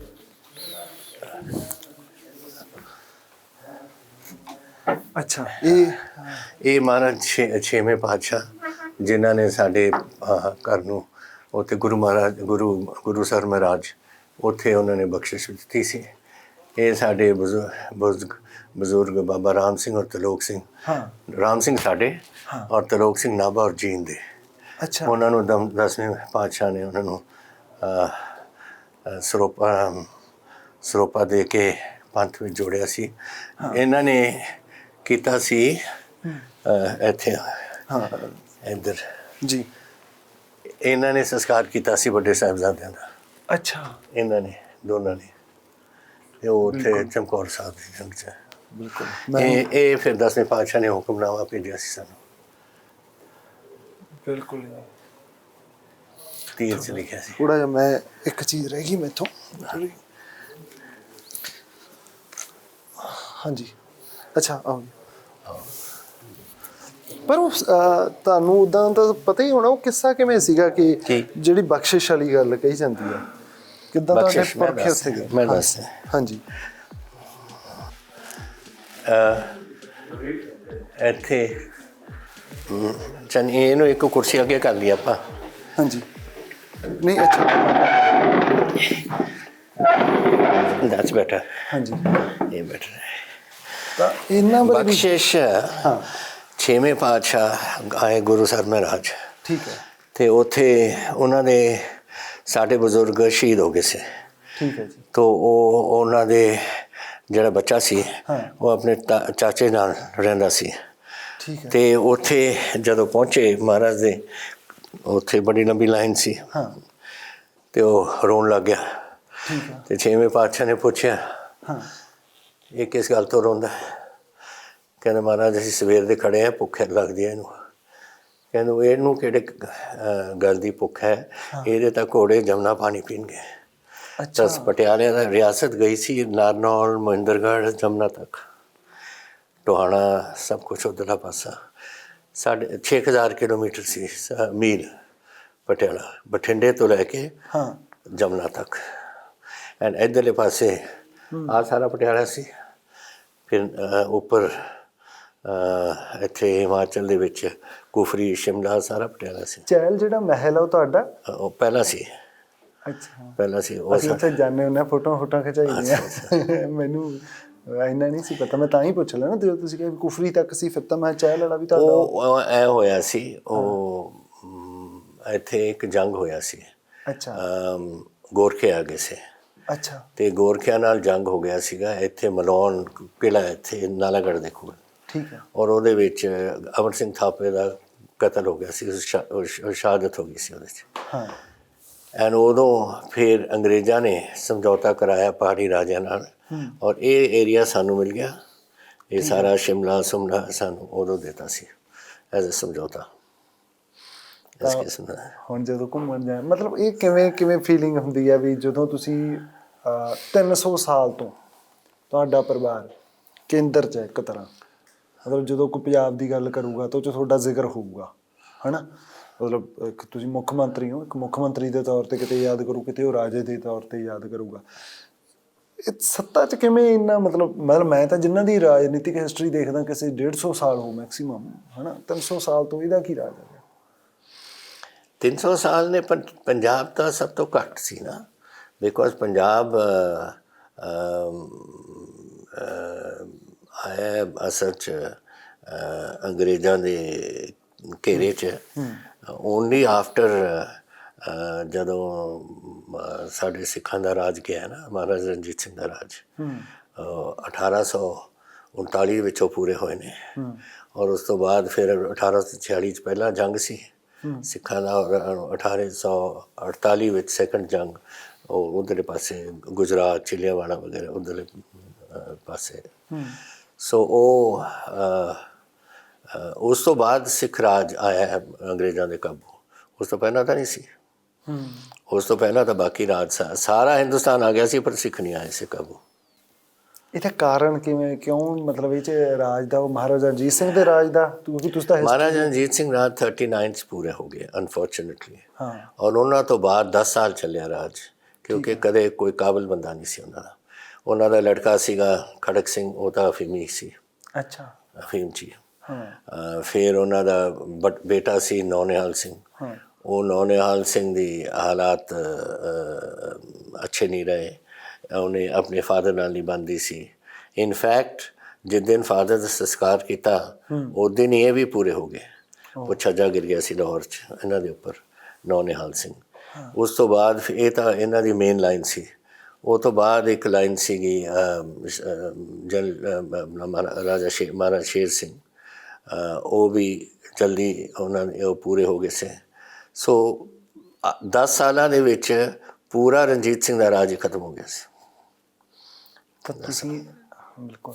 ਅੱਛਾ, ਇੱਕ ਗੱਲ ਹੋਰ ਪੁੱਛਣੀ ਸੀ ਮੇਰੇ ਦਿਮਾਗ 'ਚ ਨਾ, ਮੈਂ ਥੋੜ੍ਹਾ ਜਗਿਆਸੂ ਵਾਂਗੂ ਹੀ ਹਾਂ, ਅਤੇ ਸਵਾਲ ਜਿਹੜੇ ਲੋਕਾਂ ਦੇ ਮਨ 'ਚ ਹੁੰਦੇ ਆ, ਇਹ ਗੱਲ ਕਹੀ ਗਈ ਆ ਤੁਹਾਡੇ ਬਾਰੇ, ਤੁਸੀਂ ਦੱਸ ਦਿਓ ਕਿੰਨੀ ਕੁ ਸਹੀ ਆ। ਤੁਸੀਂ ਕਹਿੰਦੇ ਵੀ ਕੈਪਟਨ ਅਮਰਿੰਦਰ ਸਿੰਘ ਦੁਪਹਿਰ ਵੇਲੇ ਜਦੋਂ ਆਪਦੇ ਲੋਕਾਂ ਨੂੰ ਮਿਲਦੇ ਤਾਂ ਇਹ ਕਹਿੰਦੇ ਹੁੰਦੇ ਸੀ ਵੀ how is my state. How is my state? ਹਾਂ, ਤੁਸੀਂ ਕਹਿੰਦੇ ਹੁੰਦੇ ਸੀ। ਮੈਂ ਨਹੀਂ ਕਹਿੰਦਾ ਸੀ ਹਾਊ ਇਜ਼ ਮਾਈ ਸਟੇਟ, ਤਾਂ ਨਹੀਂ ਮੈਂ ਕਦੇ ਕਿਹਾ, ਪਰ ਮੈਂ ਬਸ ਇਹ ਪੁੱਛਿਆ ਹੋਣਾ ਕਿ ਸਾਰੇ ਰਾਜੀ ਨੇ, ਪਟਿਆਲਾ ਰਾਜੀ, ਬਸ ਇੰਨਾ ਪੁੱਛਿਆ ਹੋਣਾ। ਸਾਰੇ ਰਾਜੀ ਖੁਸ਼ੀ ਆ? ਹਾਂ, ਬਸ ਰਾਜੀ ਖੁਸ਼ੀ, ਹੋਰ ਕੀ। ਹਾਊ ਇਜ਼ ਮਾਈ, ਮੇਰਾ ਸਟੇਟ ਤਾਂ 1947 ਚਲਾ ਗਿਆ ਸੀ ਨਾ। ਮੈਂ ਮੁੱਖ ਮੰਤਰੀ ਦੇ ਤੌਰ 'ਤੇ ਵੀ ਤਾਂ ਹੁੰਦਾ ਹੀ ਆ ਨਾ ਉਹ ਪੰਜਾਬ। ਹਾਂ, Punjab naturally I would ask, ਜਦ ਮੇਰੇ ਘਰੇ ਕੋਈ ਮਹਿਕਮਾ ਹੋਏ ਜਾਂ ਮੀਟਿੰਗ ਹੋਏ, ਆਈ ਵੁਡ ਆਸਕ them ਕਿ ਕੈਸੇ ਚੱਲ ਰਿਹਾ ਤੁਹਾਡਾ ਮਹਿਕਮਾ, ਕੀ ਪ੍ਰੋਬਲਮਸ ਹੈ, ਦੱਸੋ ਮੈਨੂੰ। ਇਹ ਗੱਲਾਂ ਤਾਂ ਮੈਂ ਪੁੱਛਦਾ ਸੀ। 4.5 ਸਾਲਾਂ 'ਚ ਸਭ ਤੋਂ ਵਧੀਆ ਪਰਫਾਰਮ ਕਿਹੜੇ ਮਹਿਕਮੇ ਨੇ ਕੀਤਾ? ਕਿਹੜੇ ਮਿਨਿਸਟਰ ਨੇ? ਹਾਂ, ਮਤਲਬ ਜਿਹੜੇ ਇੰਨੇ ਆ, ਭਾਵੇਂ ਤੁਹਾਡੇ ਨਾਲ ਨਾ ਵੀ ਹੋਵੇ ਕੋਈ, ਕਿਸੇ ਨੇ ਤਾਂ ਕੋਈ ਵਧੀਆ ਤੁਹਾਨੂੰ ਲੱਗਦਾ ਹੁਣ ਵੀ ਯਾਰ ਇਹਨੇ ਠੀਕ ਕੰਮ ਕੀਤਾ? ਦੇਖੋ, ਗੱਲ ਇਹ ਹੈ ਹਾਂ ਕਿ ਆਪਣੇ ਆਪਣੇ ਕੰਮਾਂ ਦੇ ਵਿੱਚ ਦੋਜ਼ ਮਿਨਿਸਟਰਸ ਵਾਰ ਉਹ ਠੀਕ ਸੇ। ਜੈਸੇ ਹੁਣ ਮੈਂ ਚੰਨੀ ਦਾ ਦੋ ਤੁਹਾਨੂੰ ਦੱਸਿਆ, he was okay for technical education and ਦੂਜੀ ਚੀਜ਼ਾਂ ਨਾਲ। ਲੇਕਿਨ ਹਾਇਰ ਲੈਵਲ ਆਫ ਮੈਨੇਜਮੈਂਟ ਜਿਹੜੀ ਹੁੰਦੀ ਹੈ ਨਾ ਉੱਪਰਲੇ, ਇਹ ਨਹੀਂ ਸੀ, ਕੋਈ ਵੀ ਨਹੀਂ ਸੀ, ਕੋਈ ਵੀ ਨਹੀਂ। ਇਹਨਾਂ ਤੋਂ ਅਗਰ ਕੋਈ ਤੁਸੀਂ ਪੁੱਛ ਸਕਦੇ ਹੋ ਕਿ ਕਿਹੜਾ ਮਿਨਿਸਟਰ ਨੇ ਕੁਝ ਕਾਮਯਾਬੀ ਕੀਤੀ ਹੈ, I would say finance minister, he was a good thing. Badal ਨੇ ਇੱਕ ਹੁਣ ਤੁਸੀਂ ਫਾਈਨੈਂਸ ਮਿਨਿਸਟਰ ਦੀ, ਪਰ ਉਹ ਤਾਂ ਹਮੇਸ਼ਾ ਇਹੀ ਕਹਿੰਦੇ ਸੁਣੇ ਅਸੀਂ ਤਾਂ ਵੀ ਖਜ਼ਾਨਾ ਖਾਲੀ ਆ। ਖਜ਼ਾਨਾ ਇਹ ਜਿਹਾ ਨਹੀਂ ਹੁੰਦਾ ਨਾ ਕਿ ਗਵਰਨਮੈਂਟ ਦੇ ਵਿੱਚ ਕਿ ਕੋਈ ਡੱਬਾ ਹੁੰਦਾ ਹੈ ਕਿ ਉਹ ਖਾਲੀ ਹੋ ਜਾਂਦਾ ਫਿਰ ਭਰ ਜਾਂਦਾ ਹੈ। ਇਹ ਤਾਂ ਨੋਰਮਲੀ ਟੈਕਸੇਸ਼ਨ ਚੱਲਦੀ ਹੈ ਨਾ, ਟੈਕਸੇਸ਼ਨ ਆ ਜਾਂਦੀ ਹੈ, ਟੈਕਸੇਸ਼ਨ ਚਲੀ ਜਾਂਦੀ ਹੈ। But he was okay. ਲੇਕਿਨ ਮੈਨੂੰ ਦੇਖੋ ਹੈਰਾਨੀ ਇਸ ਗੱਲ ਦੀ ਹੈ, ਜਦੋਂ ਮੈਂ ਉਹਨੂੰ ਕਹਿੰਦਾ ਸੀ ਇਹਨੂੰ ਬਾਦਲ ਨੂੰ ਕਿ ਬਈ ਆਪਾਂ ਨੂੰ ਇਹਨਾਂ ਪੈਸਿਆਂ ਦੀ ਲੋੜ ਹੈ ਫਲਾਣੇ ਪ੍ਰੋਜੈਕਟ ਵਾਸਤੇ, ਸਰ ਕਿੱਥੋਂ ਲਿਆਵਾਂ ਵਾ, ਪੈਸਾ ਖਤਮ ਹੋ ਗਿਆ ਫਲਾਣਾ। ਹੁਣ 33,000 ਕਰੋੜ ਇਹਨੂੰ ਚੰਨੀ ਨੂੰ ਦੇਤਾ ਇਹਨੇ। ਮੈਂ ਇਹੀ ਸਵਾਲ ਪੁੱਛਣਾ ਸੀਗਾ ਵੀ ਜਦੋਂ ਤੁਸੀਂ ਪਹਿਲਾਂ ਸੀ ਹੈ ਨਾ, ਕਿਤੇ ਐਂ ਤਾਂ ਨਹੀਂ ਹੁੰਦਾ ਅੱਜ ਕੱਲ੍ਹ ਜਿਵੇਂ ਸਰਕਾਰਾਂ ਦਾ ਪੈਟਰਨ ਹੈ ਨਾ, ਉਹ 4.5 ਸਾਲ ਉਹਨਾਂ ਨਹੀਂ ਕੰਮ 'ਤੇ ਪ੍ਰੈਸ਼ਰ ਦਿੰਦੀਆਂ, ਉਹ ਪੈਸੇ ਨੂੰ ਜਮ੍ਹਾਂ ਕੀਤਾ ਜਾਂਦਾ ਵੀ ਲੋਕਾਂ ਦੀ ਯਾਦਾਸ਼ਤ 'ਚ ਬਣੀ ਰਹੇ ਜਿਹੜਾ ਕੁਛ ਵੀ ਕਰਨਗੇ। ਅਖੀਰਲੇ 6 ਮਹੀਨੇ ਉਹ ਜਿੰਨਾ ਪੈਸਾ ਬਚਾਇਆ ਸੀਗਾ ਉਹ ਨਵੀਂ ਸਰਕਾਰ ਨੂੰ ਤਾਂ ਨਹੀਂ ਮਿਲ ਗਿਆ ਕਿਤੇ? ਉਹਨੂੰ ਦੇਤਾ 33,000 ਕਰੋੜ। 33,000 ਕਰੋੜ ਕੋਈ ਛੋਟੀ ਗੱਲ ਹੈ? ਦੇਖੋ ਪੰਜਾਬ ਬੈਂਕਰਪਟ ਹੈ ਇਸ ਵੇਲੇ। ਕੈਸੇ ਹੈ ਬੈਂਕਰਪਟ ਕਿ ਸਾਡਾ ਟੋਟਲ ਜਿਹੜੀ ਸਾਡੀ ਆਮਦਨ ਹੈ ਸੂਬੇ ਦੀ, ਇਹ ਹੈ 5,35,000 ਕਰੋੜ ਟੋਟਲ ਆਮਦਨ। ਔਰ ਸਾਡੇ ਕੋਲ ਇਸ ਵੇਲੇ 70% ਅਸੀਂ ਉਧਾਰਾ ਲਿੱਤਾ ਹੈ ਉਹਦੇ ਖਿਲਾਫ। ਸੋ ਵੀ ਹੈਵ ਨੋ ਮਨੀ। 70% ਚਲਾ ਗਿਆ, ਸਾਡੇ ਕੋਲ ਕੁਛ ਨਹੀਂ ਹੈ। ਜਿਹੜਾ ਹੈ ਥੋੜ੍ਹਾ ਬਹੁਤਾ ਆਉਂਦਾ ਸੈਂਟਰ ਤੋਂ, ਆਉਂਦਾ ਕਿਤੋਂ, ਇਹ ਛੋਟੀ ਚੀਜ਼ਾਂ ਤੋਂ ਆਉਂਦਾ। ਅਤੇ ਮੈਂ ਉਹਨੂੰ ਕਿਹਾ ਸੀ, ਮੈਂ ਕਿਹਾ ਆਪਾਂ ਨੇ ਹੁਣ ਡੇਟਾ ਸੀ ਕਿ ਜਿਹੜੇ ਆਪਣੇ ਕਿਸਾਨੀ ਹੈ ਜਿਹੜੀ ਡੁੱਬੀ ਹੋਈ ਹੈ, ਕੈਨ ਵੀ ਗਿਵ ਦਮ ਸਮ ਮੋਰ। ਥੋੜ੍ਹਾ ਹੁਣ ਅਸੀਂ ਦਿੱਤਾ ਹੋਇਆ 2 ਲੱਖ, 1 ਲੱਖ ਹੋਰ ਕਰ ਸਕਦੇ ਆਪਾਂ। ਮੈਂ ਕਿੱਥੋਂ ਲਿਆਉਂਗਾ ਪੈਸੇ, ਮੇਰੇ ਕੋਲ ਹੈ ਨਹੀਂ, ਫਲਾਣਾ ਨਹੀਂ ਹੈ, ਟਮਕਾ ਨਹੀਂ ਹੈ। ਔਰ ਫਿਰ 33,000 ਕਰੋੜ ਤੁਸੀਂ ਚੰਨੀ ਨੂੰ ਦੇ ਦਿਓ। ਹੈਂਡਲ ਕਰਨ ਨੂੰ। ਤਾਂ ਹੁਣ ਤੁਹਾਨੂੰ ਵੱਧ ਪਤਾ ਹੋਊਗਾ ਕਿ ਕਿੱਥੋਂ ਆ ਗਿਆ ਪੈਸਾ ਇੰਨਾ, ਕਿ ਕੋਈ ਕਰਜ਼ਾ ਕੁਰਜ਼ਾ ਹੀ ਚੱਕ ਲਈ। ਬਸ ਹੁਣ ਕਿਉਂਕਿ ਹੁਣ ਗਵਰਨਮੈਂਟ ਉਹਨੇ ਸੋਚਿਆ ਨਵਾਂ ਚੀਫ ਮਿਨਿਸਟਰ ਬਣ ਰਿਹਾ ਹੈ, ਇਹਦੇ ਨਾਲ ਮੈਂ ਹੁਣ ਚਾਰ ਪੜੋਸੀ ਕਰਕੇ ਕਰ ਲਾਂ ਕੁਛ, ਇਹੀ ਜਿਹੀ ਗੱਲ ਹੈ। ਇਟ ਇਜ਼ ਅਨਫੋਰਚੂਨੇਟ ਗੱਲ ਹੈ ਕਿ ਮੇਰੇ ਨਾਲ 4.5 ਸਾਲ ਰਿਹਾ ਐਜ਼ ਫਾਈਨੈਂਸ ਮਿਨਿਸਟਰ, ਪ੍ਰਕਾਸ਼ ਸਿੰਘ ਬਾਦਲ ਨਾਲ 2 ਵਾਰ ਕਿੰਨੇ ਸਾਲ 10 ਸਾਲ ਰਿਹਾ, ਐਂਡ ਇਹੋ ਜਿਹਾ ਸੀਨੀਅਰ ਬੰਦਾ ਇਹੋ ਜਿਹੀਆਂ ਗੱਲਾਂ ਕਰੇ ਅੱਛੀ ਨਹੀਂ ਲੱਗਦੀ, ਸ਼ੋਭਾ ਨਹੀਂ ਦਿੰਦੀ ਉਹਨੂੰ। ਝੂਠ ਬੋਲਿਆ ਤੁਹਾਨੂੰ ਲੱਗਦਾ? ਝੂਠ ਬੋਲਿਆ, 100% ਝੂਠ। It's unfortunate. ਫਲੈਕਸ ਔਰ ਮੈਂ ਕਿਹੜਾ ਮੰਗਿਆ ਕਿ ਮੈਂ ਆਪਣੇ ਵਾਸਤੇ, ਮੈਂ ਤਾਂ ਪੰਜਾਬ ਵਾਸਤੇ ਮੰਗਿਆ। ਇੰਨਾ ਮਤਲਬ ਫਿਰ ਇਹ ਤਾਂ ਇਹੀ ਕਹਿ ਸਕਦੇ ਵੀ ਭੇਜਣਾ, ਯਕੀਨ ਕਰਨਾ ਥੋੜ੍ਹਾ ਜਿਹਾ ਉਹ ਜ਼ਿਆਦਾ ਭਾਰੀ ਪਿਆ। ਹੁਣ ਯਕੀਨ ਕਿਤੇ 'ਤੇ ਤੁਸੀਂ ਕਰੋ। ਮੇਰੇ ਕੋਲ ਇੰਨੇ ਮਿਨਿਸਟਰ ਰਹੇ ਨੇ, ਛੋਟੀ ਛੋਟੀ ਗੱਲਾਂ 'ਤੇ ਤੁਸੀਂ ਯਕੀਨ ਕਰ ਲਓ। ਹੁਣ ਮੇਰਾ ਫੋਰੈਸਟ ਮਿਨਿਸਟਰ ਸਾਧੂ ਸਿੰਘ ਜੀ, ਕਿੰਨਾ ਉਹਦਾ ਫੋਰੈਸਟ ਦਾ ਕੰਮ ਹੈ, ਕੁਛ ਵੀ ਨਹੀਂ, ਉਹ ਤੁਸੀਂ ਯਕੀਨ ਕਰ ਲਓ। ਹੋਰਾਂ 'ਤੇ ਛੋਟਿਆਂ 'ਤੇ ਕਰ ਲਓ, ਬਟ ਜਿਹੜੇ ਸੀਨੀਅਰ ਮਿਨਿਸਟਰ ਹੈ ਉਹ ਨਹੀਂ ਤੁਸੀਂ ਐਕਸਪੈਕਟ ਕਰਦੇ ਕਿ ਜਿਹੜੇ ਇੰਨੇ ਸਾਲ ਰਹੇ ਹੋਣ। ਤੁਸੀਂ ਉਹਦਾ ਦੇਖਿਆ ਸੀ ਜਾਂ ਸੱਚੀ ਉਹਨਾਂ ਨੇ ਘਪਲਾ ਕਰਿਆ ਸੀ, ਜਿਹੜਾ ਉਹ ਸਕਾਲਰਸ਼ਿਪ ਘੁਟਾਲਾ ਸੱਚੀ ਹੋਇਆ ਸੀ ਕਿ ਨਹੀਂ ਹੋਇਆ ਸੀ? ਕਿਹੜਾ? ਜਿਹੜਾ ਸਾਧੂ ਸਿੰਘ ਧਰਮਸੋਤ ਜੀ ਦੇ ਨਾਲ? ਨੋ ਦੈਟ ਝੂਠ ਸੀਗਾ? ਨਹੀਂ, ਬਿਲਕੁਲ ਘੁਟਾਲਾ ਨਹੀਂ ਸੀ, ਨਥਿੰਗ ਐਟ ਆਲ। ਇਹ ਤਾਂ ਲੋਕਾਂ ਨੇ ਕੱਢਣਾ ਸੀ ਉਹਨੂੰ। ਕਈ ਲੋਕ ਨਹੀਂ ਪਸੰਦ ਕਰਦੇ ਸੀ ਸਾਧੂ ਸਿੰਘ ਨੂੰ, ਉਹਨੂੰ ਕੱਢਣਾ ਚਾਹੁੰਦੇ ਸੀ, ਦੈਟਸ ਆਲ।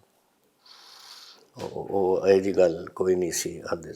ਲੇਕਿਨ ਅਗਰ ਘਪਲੇ ਹੋਏ ਨੇ, ਬਥੇਰੇ ਹੋਏ ਨੇ, ਦੈਟ ਮੀ ਟੈਲ ਯੂ, ਇਹ ਬਹੁਤ ਹੋਏ ਨੇ। ਔਰ ਮੈਂ ਤੁਹਾਨੂੰ ਆਪ ਦੱਸਿਆ, ਮੈਨੂੰ ਕਾਂਗਰਸ ਪ੍ਰੈਜ਼ੀਡੈਂਟ ਨੇ ਪੁੱਛਿਆ ਅਤੇ ਮੈਂ ਕਿਹਾ ਹਾਂ ਜੀ।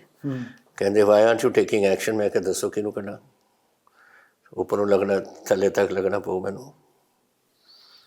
ਜੇ ਤੁਸੀਂ ਕੱਢਣ ਲੱਗਦੇ ਕਿਤੇ ਇਹ ਤਾਂ ਨਹੀਂ ਵੀ ਕਾਂਗਰਸ ਖਾਲੀ ਹੋ ਜਾਣੀ ਸੀ? ਨਹੀਂ, ਫਿਰ ਹੈ ਤਾਂ ਸਾਡੇ ਕੋਲ ਹੈਗੇ 70-80 MLA ਹੋਰ, 17 ਬਣਾ ਕੇ ਅਸੀਂ ਮਿਨਿਸਟਰੀ ਬਣਾ ਲੈਣੀ ਸੀ, ਕੋਈ ਇਹੋ ਜਿਹੀ ਗੱਲ ਨਹੀਂ ਸੀ। ਲੇਕਿਨ ਅਨਫੋਰਚੂਨੇਟ ਗੱਲ ਹੈ ਨਾ ਕਿ ਜਦ ਤੁਸੀਂ ਸੀਨੀਅਰ ਬੰਦੇ ਹੋ, ਇਹੋ ਜਿਹੀ ਗੱਲ ਕਰਦੇ ਹੋ, ਐਂਡ ਧੱਕਾ ਤਾਂ ਨਹੀਂ ਲੇਕਿਨ ਗੜਬੜ ਕਰਦੇ ਹੋ, ਦੈਟ ਇਜ਼ ਨਾਟ ਰਾਈਟ। ਆਖਿਰਕਾਰ ਇਹ ਪੈਸਾ ਕਿਹਦਾ ਹੈ? ਇਹ ਪੰਜਾਬ ਦੇ ਲੋਕਾਂ ਦਾ ਪੈਸਾ ਹੈ, and it is meant for the Punjab ਦੇ ਲੋਕਾਂ ਦੀ ਡਿਵੈਲਪਮੈਂਟ ਵਾਸਤੇ। ਅਗਰ ਮੈਂ 1 ਲੱਖ ਹੋਰ ਲੈ ਲਾਂ, ਔਰ ਜਿੱਥੇ ਬੰਦਿਆਂ ਨੂੰ 5 ਏਕੜ ਤੱਕ ਦੀ ਜ਼ਮੀਨ 'ਤੇ ਮੈਂ ਉਹਨਾਂ ਨੂੰ 2 ਲੱਖ ਰੁਪਏ ਦਿੱਤਾ, ਅਗਰ ਮੈਂ 3 ਲੱਖ ਦੇ ਦਾਂ, ਉਹਨਾਂ ਦਾ ਫਾਇਦਾ ਨਹੀਂ ਹੋਊਗਾ। That sort of thing. ਮੈਂ ਇਹ ਗੱਲ ਕਰਨਾ ਚਾਹੁੰਦਾ ਸੀ ਉਹਦੇ ਨਾਲ। ਕਹਿੰਦਾ ਮੈਂ ਐਸਾ ਕਿੱਥੋਂ ਲਿਆਵਾਂ ਪੈਸੇ। ਫਲੈਕਸਾਂ ਦੇਖੀਆਂ ਨਵੀਂ ਸਰਕਾਰ ਨੇ? ਬਹੁਤ ਫਲੈਕਸਾਂ ਲਵਾਈਆਂ ਕਿ ਇਹਨਾਂ ਨੇ ਟੈਕਸ ਨਹੀਂ, ਫਲੈਕਸਾਂ ਨਹੀਂ, ਉਹ ਬੋਰਡ ਹੁੰਦੇ ਜਿਹੜੇ ਲੱਗੇ ਪ੍ਰਚਾਰ। ਪਰ ਇਹ ਫਲੈਕਸ ਲਾਉਣ ਦੇ ਦੱਸੋ। ਹੁਣ ਫਲੈਕਸ ਤੁਸੀਂ ਜਿੰਨੇ ਮਰਜ਼ੀ ਲਾ ਦਿਓ, ਅਸਲੀਅਤ ਕੀ ਹੈ? What is the truth? ਜਦੋਂ ਸੱਚਾਈ ਨਿਕਲੂਗੀ ਤੁਸੀਂ ਆਪ ਦੇਖ ਲਓਗੇ ਕਿ ਇਹ ਤਾਂ ਸਭ ਡਰਾਮੇ ਹੈ। ਮੈਨੇ 250 ਕਰੋੜ ਰੁਪਈਆ ਰੱਖਿਆ ਸੀ ਫॉर ਦਿਸ ਜਿਹੜਾ ਮੀਡੀਆ ਵਾਸਤੇ, ਅਖਬਾਰਾਂ ਵਾਸਤੇ, ਸਭ ਕੁਛ। ਫਿਰ ਮੈਂ ਚਲਾ ਗਿਆ। ਆਹੀ ਚੰਨੀ ਹੁਣ ਵਰਤ ਰਿਹਾ, ਜੈਸੇ ਮਰਜ਼ੀ ਵਰਤੀ ਚਲੋ। ਝੂਠ ਬੋਲਣਾ ਜਿੰਨਾ ਮਰਜ਼ੀ ਮੰਗਵਾ ਲਓ ਮੀਡੀਆ ਤੋਂ। ਨਹੀਂ, ਅਸੀਂ ਤਾਂ ਸਰਕਾਰੀ ਐਡ ਲੈਣ ਤੋਂ ਹੀ ਨਾ ਕਰਤੀ। ਅਸੀਂ ਅਭੀ ਕਿਸੇ ਦੀ ਵੀ ਨਾ, ਕਿਸੇ ਵੀ ਸਰਕਾਰ ਤੋਂ ਸਰਕਾਰੀ ਐਡ ਹੀ ਨਾ ਲਓ, ਇਹ ਵਧੀਆ। ਹੁਣ ਮੈਂ ਤੁਹਾਡੇ ਨਾਲ ਸੌਖੇ ਗੱਲ ਕਰਦਾ, ਨਹੀਂ ਮੈਨੂੰ ਔਖਾ ਹੋ ਕੇ ਕਰਨੀ ਪੈਣੀ ਸੀ ਜੇ ਮੈਂ ਸਰਕਾਰੀ ਐਡ ਲਈ ਹੈ ਨਾ। ਤਾਂ ਕੁਛ ਇਹ ਤਸਵੀਰਾਂ, ਇਹ ਫੋਟੋਆਂ ਕਿਹਦੀਆਂ? ਇਹ ਤਾਂ ਮੇਰੀ ਪਲਟਨ ਹੈ। ਅੱਛਾ, ਇਹ ਸੈਕੰਡ ਸਿੱਖ ਰੈਜੀਮੈਂਟ। ਸੈਕੰਡ ਸਿੱਖ। ਓਕੇ। ਅਤੇ ਇਹ ਜਿੱਥੇ ਅਸੀਂ ਲੜੇ ਹਾਂ 1880 ਤੋਂ ਲੈ ਕੇ 60 ਤੋਂ ਲੈ ਕੇ, ਉਹ ਸਾਰੀ ਜਗ੍ਹਾ ਦੇ ਨਾਮ, ਸਾਰੀ ਲਿਸਟ ਆ। ਔਰ ਇਹ ਮੇਰੀ ਪਲਟਨ ਜਦੋਂ ਉਹਨਾਂ ਨੇ ਨਵਾਂ ਨਿਸ਼ਾਨ ਲਿੱਤਾ ਸੀ ਸਿਰ ਤੁਹਾਡੇ ਮਗਰ। ਬਿਲਕੁਲ ਉਧਰ। ਆਰਮੀ ਨਹੀਂ ਮਿਸ ਕਰਦੇ ਉਦੋਂ? ਮੈਨੂੰ? ਹਾਂ, ਮੈਂ ਤਾਂ ਮਿਸ ਕਰਦਾ, ਮੈਂ ਜ਼ਰੂਰ ਮਿਸ ਕਰਦਾ। ਤੁਹਾਨੂੰ ਪਤਾ ਕਿੱਥੇ ਬੈਠੇ ਨੇ ਵਿਚਾਰੇ ਹੁਣ? ਕਿੱਥੇ? ਸਿਆਚਿਨ 'ਤੇ। ਅੱਛਾ। ਹਾਂ, ਠੰਡ 'ਚ। ਤੁਹਾਡੀ ਹਜੇ ਵੀ ਗੱਲ ਹੁੰਦੀ ਆਪਦੀ ਉੱਦਾਂ ਅਰੇਂਜਮੈਂਟ? ਹਾਂ, ਮੈਂ ਤਾਂ ਆਹ ਦੇਖੋ, ਮੇਰੀ ਹੁਣ ਆਹ ਦੇਖੋ ਮੇਰੇ ਪਿੱਛੇ ਮੇਰੀ। ਤੁਸੀਂ ਆਰਮੀ ਦੇ ਨਾਂ 'ਤੇ ਦੁਬਾਰਾ ਖੜੇ ਹੋ ਗਏ। ਹੁਣ ਹੀ ਮੈਂ ਜਾਣ ਲੱਗੀ ਸੀ ਪਲਟਨ, ਤਾਂ ਮੈਂ ਉਹਨਾਂ ਨੂੰ ਖਾਣੇ 'ਤੇ ਬੁਲਾਇਆ ਸੀ। ਅੱਛਾ, ਇਹ ਖਾਣੇ 'ਤੇ ਬੁਲਾਇਆ ਸੀ ਮੈਂ। ਠੀਕ ਹੈ। ਇਹ ਕਿੱਥੋਂ ਮੂਵ ਕਰਨ ਲੱਗੇ ਸੀ? ਉਹ ਚੰਡੀਗੜ੍ਹ ਸੀ। ਚੰਡੀ ਮੰਦਿਰ ਤੋਂ ਲੈ ਕੇ ਦੇ ਵਰ ਗੋਇੰਗ ਟੂ ਸਿਆਚਿਨ। ਇਹ ਮੇਰੇ ਫਾਦਰ ਪਲਟਨ ਦੇ ਨਾਲ ਜਦੋਂ ਉੱਥੇ ਸੀ, ਇਹ ਮੇਰੇ ਦਾਦਾ ਜੀ ਪਲਟਨ ਦੇ ਨਾਲ। ਓਕੇ। ਸੋ ਸਾਰੇ ਇਹ ਅਖਰੋਟ ਦੀ ਲੜਾਈ ਵਿੱਚ ਜਨ ਹਰਬਖਸ਼ ਸਿੰਘ ਦੇ ਨਾਲ। ਰਾਜਨੀਤੀ ਦਾ ਕੋਈ ਦਿਲਚਸਪ ਕਿੱਸਾ ਕੋਈ ਜਾਂ ਫੌਜ ਦਾ ਜਿਹੜਾ ਤੁਸੀਂ ਸੁਣਾਉਣਾ ਚਾਹੋ ਜੇ ਤੁਹਾਨੂੰ ਠੀਕ ਲੱਗੇ? ਉਹ ਨਹੀਂ, ਫੌਜ ਦੀ ਤਾਂ ਸਿਸਟਮ ਹੀ ਹੋਰ ਸੀ। ਫੌਜ ਦਾ ਤਾਂ ਫੌਜ ਸੀਗਾ ਇੱਕ ਬੜੀ ਸੱਚੀ ਸੁੱਚੀ ਨੌਕਰੀ। ਮੈਂ ਕਿਹਾ ਕਰਦਾ ਹੈ ਕਿ ਦੋ ਚੀਜ਼ਾਂ ਹੁੰਦੀਆਂ ਨੇ। ਜਦੋਂ ਤੁਸੀਂ ਫੌਜ 'ਚ ਜਾਂਦੇ ਹੋ ਨਾ, ਤੁਸੀਂ ਹਰ ਵੇਲੇ ਇਹ ਜਾਣਦੇ ਹੋ ਕਿ ਜੋ ਮੈਂ ਬੋਲ ਰਿਹਾ ਮੈਂ ਸੱਚ ਬੋਲ ਰਿਹਾ। ਕਿਉਂਕਿ ਕਿਸੇ ਬੰਦੇ ਦੀ ਸ਼ਹਾਦਤ ਹੋ ਸਕਦੀ ਹੈ, ਕੋਈ ਮਰ ਸਕਦਾ ਹੈ, ਕੋਈ ਗੋਲੀ ਵੱਜ ਸਕਦੀ ਹੈ, ਕੋਈ ਤੁਸੀਂ ਕਦੇ ਝੂਠ ਨਹੀਂ ਬੋਲਦੇ। ਔਰ ਪੋਲੀਟਿਕਸ ਵਿੱਚ ਕੋਈ ਸੱਚ ਨਹੀਂ ਬੋਲਦਾ, ਇੰਨਾ ਫਰਕ ਹੈ।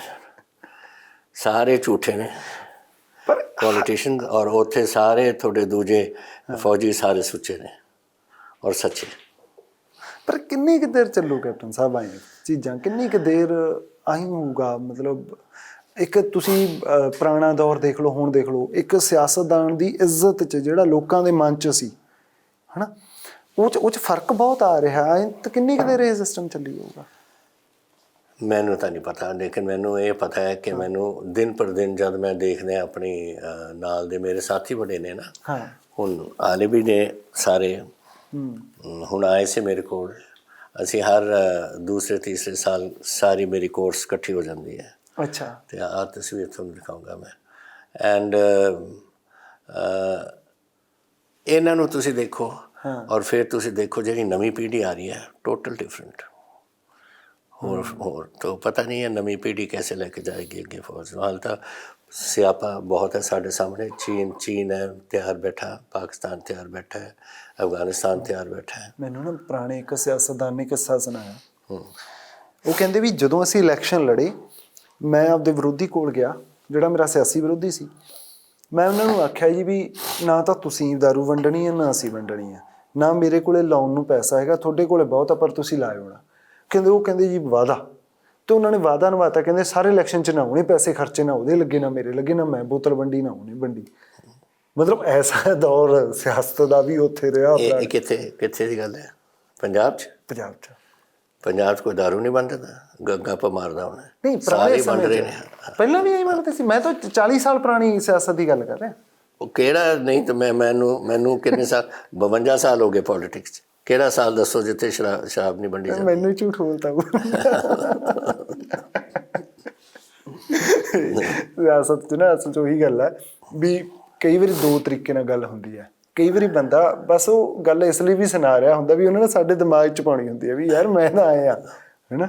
ਪਰ ਮੈਂ ਜ਼ਰੂਰ ਦੁਬਾਰਾ ਪਰ ਇਹ ਅਨਫੋਰਚੂਨੇਟ ਗੱਲ ਹੈ ਕਿ ਜਿਹੜੀ ਸ਼ਰਾਬ ਆ ਜਾਂਦੀ ਹੈ, ਪੈਸਾ ਆ ਜਾਂਦਾ। ਪੈਸਾ ਤਾਂ ਬਹੁਤ ਆ ਜਾਂਦਾ ਹੁਣ, ਔਰ ਸ਼ੁਰੂ ਕੀਤਾ ਪੈਸਾ ਇਹ ਬਾਦਲ ਨੇ, ਪ੍ਰਕਾਸ਼ ਨੇ। ਉਹ ਕਿਵੇਂ? ਉਸ ਜ਼ਮਾਨੇ ਉਦੋਂ ਤੱਕ ਹੁੰਦਾ ਨਹੀਂ ਸੀ ਪੈਸਾ ਕੋਈ ਨਹੀਂ ਲੈਂਦਾ ਸੀ। ਇਹ ਪ੍ਰਕਾਸ਼ ਸਿੰਘ ਬਾਦਲ ਨੇ ਇਹ ਪੈਸੇ ਦੇਣੇ ਸ਼ੁਰੂ ਕਰਤੇ, ਐਨ ਉੱਥੋਂ ਹੀ ਵਿਗੜ ਗਿਆ ਕੰਮ ਸਾਰਾ। ਉਸ ਤੋਂ ਪਹਿਲਾਂ ਨਹੀਂ ਸੀ ਹੁੰਦਾ ਕਦੇ। ਮੇਰੇ ਮਦਰ ਜਦੋਂ ਪਹਿਲੀ ਇਲੈਕਸ਼ਨ ਲੜੇ 1967 ਦੇ ਵਿੱਚ, ਤੁਹਾਨੂੰ ਪਤਾ 62 ਦੇ ਵਿੱਚ, ਤੁਹਾਨੂੰ ਪਤਾ ਉਹਨਾਂ ਦੀ ਟੋਟਲ ਕਿੰਨਾ ਖਰਚਾ ਹੋਇਆ ਸੀਗਾ? ਕਿੰਨਾ? 600 ਕੁਛ ਰੁਪਏ ਬਸ ਇਲੈਕਸ਼ਨ ਦਾ। ਅਸੀਂ ਵਾਲੀ ਗੱਲ ਆ ਵੀ ਇੰਨੇ ਘੱਟ ਸੀ ਨਹੀਂ, ਨੋ ਡਿਮਾਂਡ। ਔਰ ਉਹ ਵੀ ਹੈ ਕਿ ਕਿਸੇ ਨੂੰ ਪੁੱਛ ਲਿਆ, ਸਰਦਾਰ ਲਾਲ ਸਿੰਘ ਲੜ ਰਹੇ ਸੀ ਜਾਂ ਸਰਦਾਰ ਚੰਨੀਪ੍ਰੀਤ ਲੜ ਰਿਹਾ ਜਾਂ ਛੋਟੂ ਲੜ ਰਿਹਾ ਕਿ ਤੁਹਾਨੂੰ ਕਿਸੇ ਚੀਜ਼ ਦੀ ਲੋੜ ਹੈ? ਉਹ ਕਹਿੰਦੇ ਨਹੀਂ ਜੀ, ਅਗਰ ਲੋੜ ਹੈ ਤਾਂ ਲੈ ਲਓ। ਕੋਈ ਕਹਿੰਦਾ 500 ਦੇ ਦਿਓ, ਕੋਈ ਕਹਿੰਦਾ ਬਸ ਐਂ ਕਰਕੇ, ਬਸ ਐਂ ਕਰਕੇ। ਉਹ ਹੁੰਦੀ ਨਹੀਂ ਸੀ, ਇਹ ਹੁੰਦਾ ਹੀ ਨਹੀਂ ਸੀ ਕੰਮ ਉਦੋਂ। ਤਾਂ ਇਹਨਾਂ ਨੇ ਪ੍ਰਕਾਸ਼ ਸਿੰਘ ਬਾਦਲ ਨੇ ਵਿਗਾੜਤਾ। ਪ੍ਰਕਾਸ਼ ਸਿੰਘ ਬਾਦਲ ਦਾ ਪਰਿਵਾਰ ਸੱਚੀ ਬਹੁਤ ਅਮੀਰ ਹੈ ਜੀ?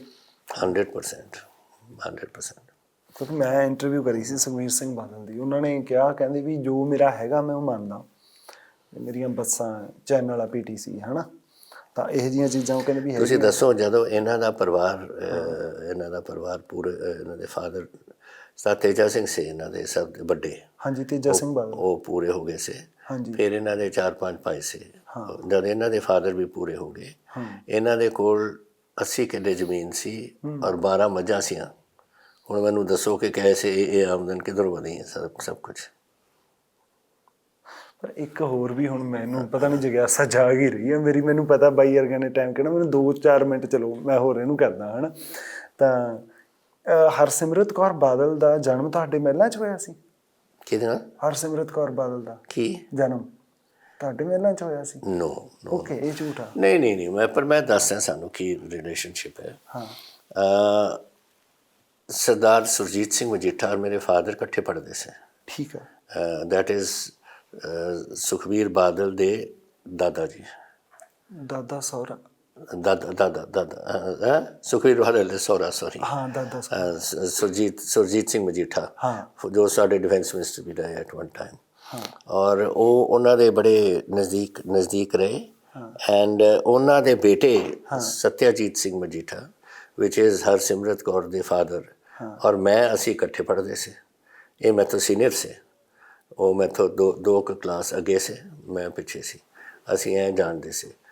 ਜਦੋਂ ਇਹ ਛੋਟੇ ਸੀ ਔਰ ਸੱਤੀ ਨੇ ਜਹਾਜ਼ ਸ਼ੁਰੂ ਕੀਤਾ ਚਲਾਉਣਾ, ਪਟਿਆਲੇ ਸਿੱਖ ਰਿਹਾ ਸੀ। ਅੱਛਾ, ਉਹ ਆ ਕੇ ਸਾਡੇ ਕੋਲ ਰਹਿੰਦਾ ਸੀ, Satti Majithia, Sukhbir father in law, Harsimrat ਦਾ ਫਾਦਰ। ਔਰ ਉਹ ਸਾਡੇ ਕੋਲ ਆ ਕੇ ਰਹਿ ਕੇ ਉੱਥੇ ਫਲਾਈਂਗ ਕਰਦਾ ਸੀ, ਕਿਉਂਕਿ ਫਲਾਈਂਗ ਸਕੂਲ ਹੀ ਪਟਿਆਲਾ ਸੀ, ਅਤੇ ਉੱਥੇ ਕਰਕੇ ਫਿਰ ਉਹ ਚਲੇ ਜਾਂਦੇ ਸੀ। ਇਹੀ ਸਾਡਾ ਕਨੈਕਸ਼ਨ ਹੈ, ਨਥਿੰਗ, ਹੋਰ ਨਹੀਂ। ਪੁਰਾਣੇ ਹੋਣੇ ਆ, ਜਦੋਂ ਮੇਰੇ ਦਾਦਾ ਜੀ ਸੇ ਔਰ ਸਰ ਸੁੰਦਰ ਸਿੰਘ ਸੇ ਵਗੈਰਾ, ਉਹ ਪੁਰਾਣੇ ਸਰਦਾਰ ਹੋਣੇ। ਮੈਂ ਤੁਹਾਡੀ ਇੱਕ ਸਟੇਟਮੈਂਟ ਸੁਣੀ ਸੀ ਨਾ, ਤੁਸੀਂ ਕਿਹਾ ਸੀਗਾ ਕਿ ਬਿਕਰਮ ਮਜੀਠੀਆ ਦੇ ਜਿਹੜੇ ਫਾਦਰ ਸੀਗੇ, ਉਹਨਾਂ ਨੇ ਮੇਰੇ ਬਹੁਤ ਅੱਛੇ। ਉਹੀ ਤਾਂ ਮੈਂ ਕਹਿ ਰਿਹਾ, ਬਿਕਰਮ ਮਜੀਠੀਆ ਦੇ father, Bikram and Harsimrat brother sister ਨੇ ਨਾ। ਉਹਨਾਂ ਦੇ ਫਾਦਰ ਮੇਰੇ ਨਾਲ 2 ਸਾਲ ਮੈਥੋਂ ਵੱਡੇ ਸੀ, ਅੱਗੇ ਸੀ ਸਕੂਲ 'ਚ, ਅਸੀਂ ਇਕੱਠੇ ਪੜ੍ਹਦੇ ਸੀ। ਪਰ ਮੈਂ ਤੋਂ ਉਹ 1957 ਦੀ ਕਲਾਸ 'ਚ ਪਾਸ ਹੋਏ, ਮੈਂ 59 ਦੇ ਵਿੱਚ, 2 ਸਾਲ ਅੱਗੇ ਸੀ ਮੈਥੋਂ। ਬਿਲਕੁਲ। ਤਾਂ ਮੈਂ ਇੰਟਰਵਿਊ ਇੱਥੇ ਹੀ ਖਤਮ ਕਰਨ ਲੱਗਿਆ। ਬਹੁਤ ਬਹੁਤ ਸ਼ੁਕਰੀਆ, ਧੰਨਵਾਦ, ਤੁਸੀਂ ਸਮਾਂ ਕੱਢਿਆ ਹੈ ਨਾ, ਅਤੇ ਸਾਨੂੰ ਘਰ ਵੀ ਦਿਖਾਇਆ। ਨਹੀਂ, ਵੈਲਕਮ। ਬਹੁਤ ਉਹ ਦੇਖ ਲਓ, ਉਹ ਮੇਰੀ ਪਿਕਚਰ ਹੈ। ਅੱਛਾ, ਉਹ ਦਿਖਾਉਣੇ ਆ, ਜ਼ਰੂਰ ਦਿਖਾਉਣੇ ਆ ਜੀ। ਤਾਂ ਅੱਛਾ, ਇਹ ਕਿੰਨੇ ਸਾਲ ਉਮਰ ਸੀ ਤੁਹਾਡੀ ਉਦੋਂ?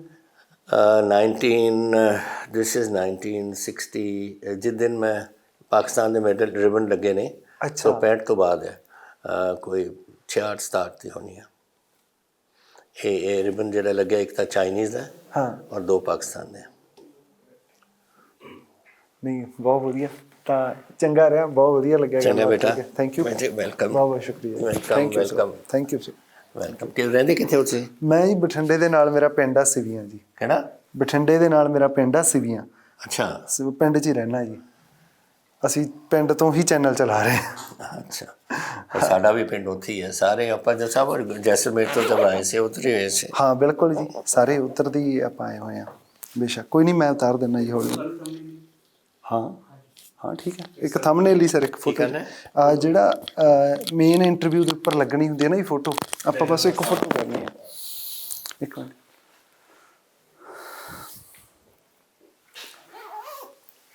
ਸਰ, ਇੱਦਾਂ ਜਿਵੇਂ ਉਹ ਮਿਲੇ ਸੀ।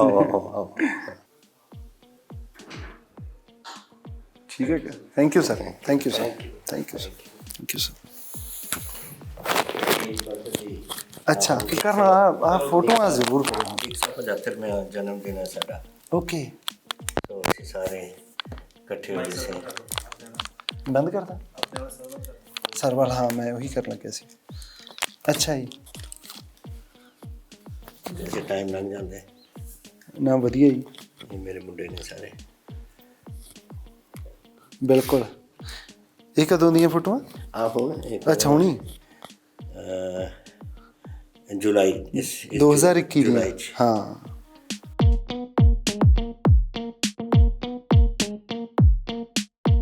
ਸਾਰੇ ਮੇਰੇ ਜਮਾਤੀ ਜਿਹੜੇ ਇਕੱਠੇ ਹੁੰਦੇ ਸੀ ਅਸੀਂ। ਅੱਛਾ, ਇੱਕ ਹੁਣ ਮੈਂ ਜਦੋਂ ਗੱਲ ਵੈਸੇ ਕਰ ਵੀ ਰਹੇ ਹਾਂ ਤਾਂ ਰਿਕਾਰਡ ਵੀ ਹੋ ਜੂ, ਭਰਤੀਆਂ ਘੱਟ ਰਹੀਆਂ ਪੰਜਾਬ ਦੇ ਵਿੱਚੋਂ ਹੁਣ, ਫੌਜ ਦੇ ਵਿੱਚੋਂ ਕੋਈ? ਨੋ, ਸਾਡੇ 9% ਹੈ।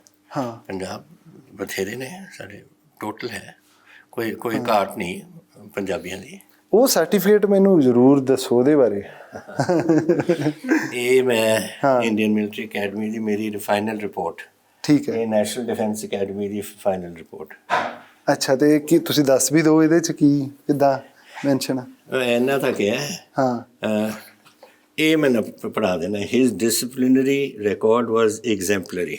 अच्छा मीन्स के बढ़िया काम करता मैं नहीं नहीं वो तो मैं हंस रहे हैं पर हॉकी मैं खेलता सी अकेडमी वास्ते फुटबॉल हॉकी एथलेटिक्स क्रिकेट ਆਲ ਰਾਊਂਡ ਸਪੋਰਟਸਮੈਨ ਲਿਖਿਆ ਹੋਇਆ ਹੈ ਨਾ that's right golf shooting arts club फिर बस ਤੁਸੀਂ ਫੁੱਟਬਾਲ ਹਾਕੀ ਅੱਛਾ ਕ੍ਰਿਕਟ ਵੀ ਤੁਸੀਂ ਇੱਕ ਵਾਰੀ ਫੋਟੋ ਸ਼ੇਅਰ ਕਰੀ ਸੀ ਹਾਂ देखो ਹਾਂ ਇਹ ਨਹੀਂ ਇਹ ਤਾਂ ਮਾਈਕ ਹੈ ਜੀ ਕੋਈ ਨਹੀਂ ਤੁਹਾਡੇ ਨੇੜੇ ਤਾਂ ये है ਅੱਛਾ ਇਹ ਕ੍ਰਿਕਟ ਖੇਡਦੇ ਹੁੰਦੇ ਸੀ ਕ੍ਰਿਕਟ ਅਕੈਡਮੀ 'ਚ ਪੋਲੋ ਮੇਰੀ ਹੁੰਦੀ ਸੀ ਆ ਮੇਰੀ ਪੋਲੋ ਟੀਮ ਸੀ ਸਹੀ ਇਹ ਅਸੀਂ ਜਦੋਂ ਚਾਈਨਾ ਦੇ ਬਾਰਡਰ ਤੇ ਸੀ ਚਾਈਨਾ ਦੇ ਬਾਰਡਰ ਤੇ ਕਿੰਨਾ ਚਿਰ ਰਹੇ ਤੁਸੀਂ ਮੈਂ ਰਿਹਾ 2-2.5 ਸਾਲ 16,100 ਫੁੱਟ ਤੇ ਸੀ ਓਕੇ ਬਿਲਕੁਲ ਨਹੀਂ ਬਹੁਤ ਵਧੀਆ ਜੀ ਚਲੋ ਇਹ ਥੈਂਕ ਮੇਰੀ ਪਲਟਨ ਨੇ ਜਦੋਂ ਉਹਨਾਂ ਦੇ 150 ਸਾਲ ਹੋ ਗਏ ਸੀ ਮੇਰੇ ਦੇ ਵਿੱਚ ਚੋਣ ਨਿਸ਼ਾਨ ਮਿਲਿਆ ਸਾਨੂੰ ਸਰ ਕਿੱਦਾਂ ਕੁੰਡੀ ਖੇਡ ਲੈਂਦੇ ਹੋ ਹਾਂਜੀ ਕਿੱਦਾਂ ਕੁੰਡੀ ਹੁਣ ਤੁਹਾਨੂੰ ਚੋਣ ਨਿਸ਼ਾਨ ਮਿਲਿਆ ਹਾਕੀ ਕਿਹੜਾ ਬੇਟਾ ਹਾਕੀ ਤੁਹਾਨੂੰ ਹੁਣ ਚੋਣ ਨਿਸ਼ਾਨ ਮਿਲਿਆ ਕਿੱਦਾਂ ਕੁੰਡੀ हॉकी ਹਾਂ हाँ मैं खेले तो हैं देख नहीं लोग कहन के बहाने मारी जाता है ਠੀਕ ਹੈ ਹੁਣ ਫੇਰ ਖੇਡਣੀ ਹੈ ਸਰ हैं जी ਹੁਣ ਚੋਣਾਂ ਫੇਰ ਖੇਡਣੀ ਹੈ ਥੈਂਕ ਯੂ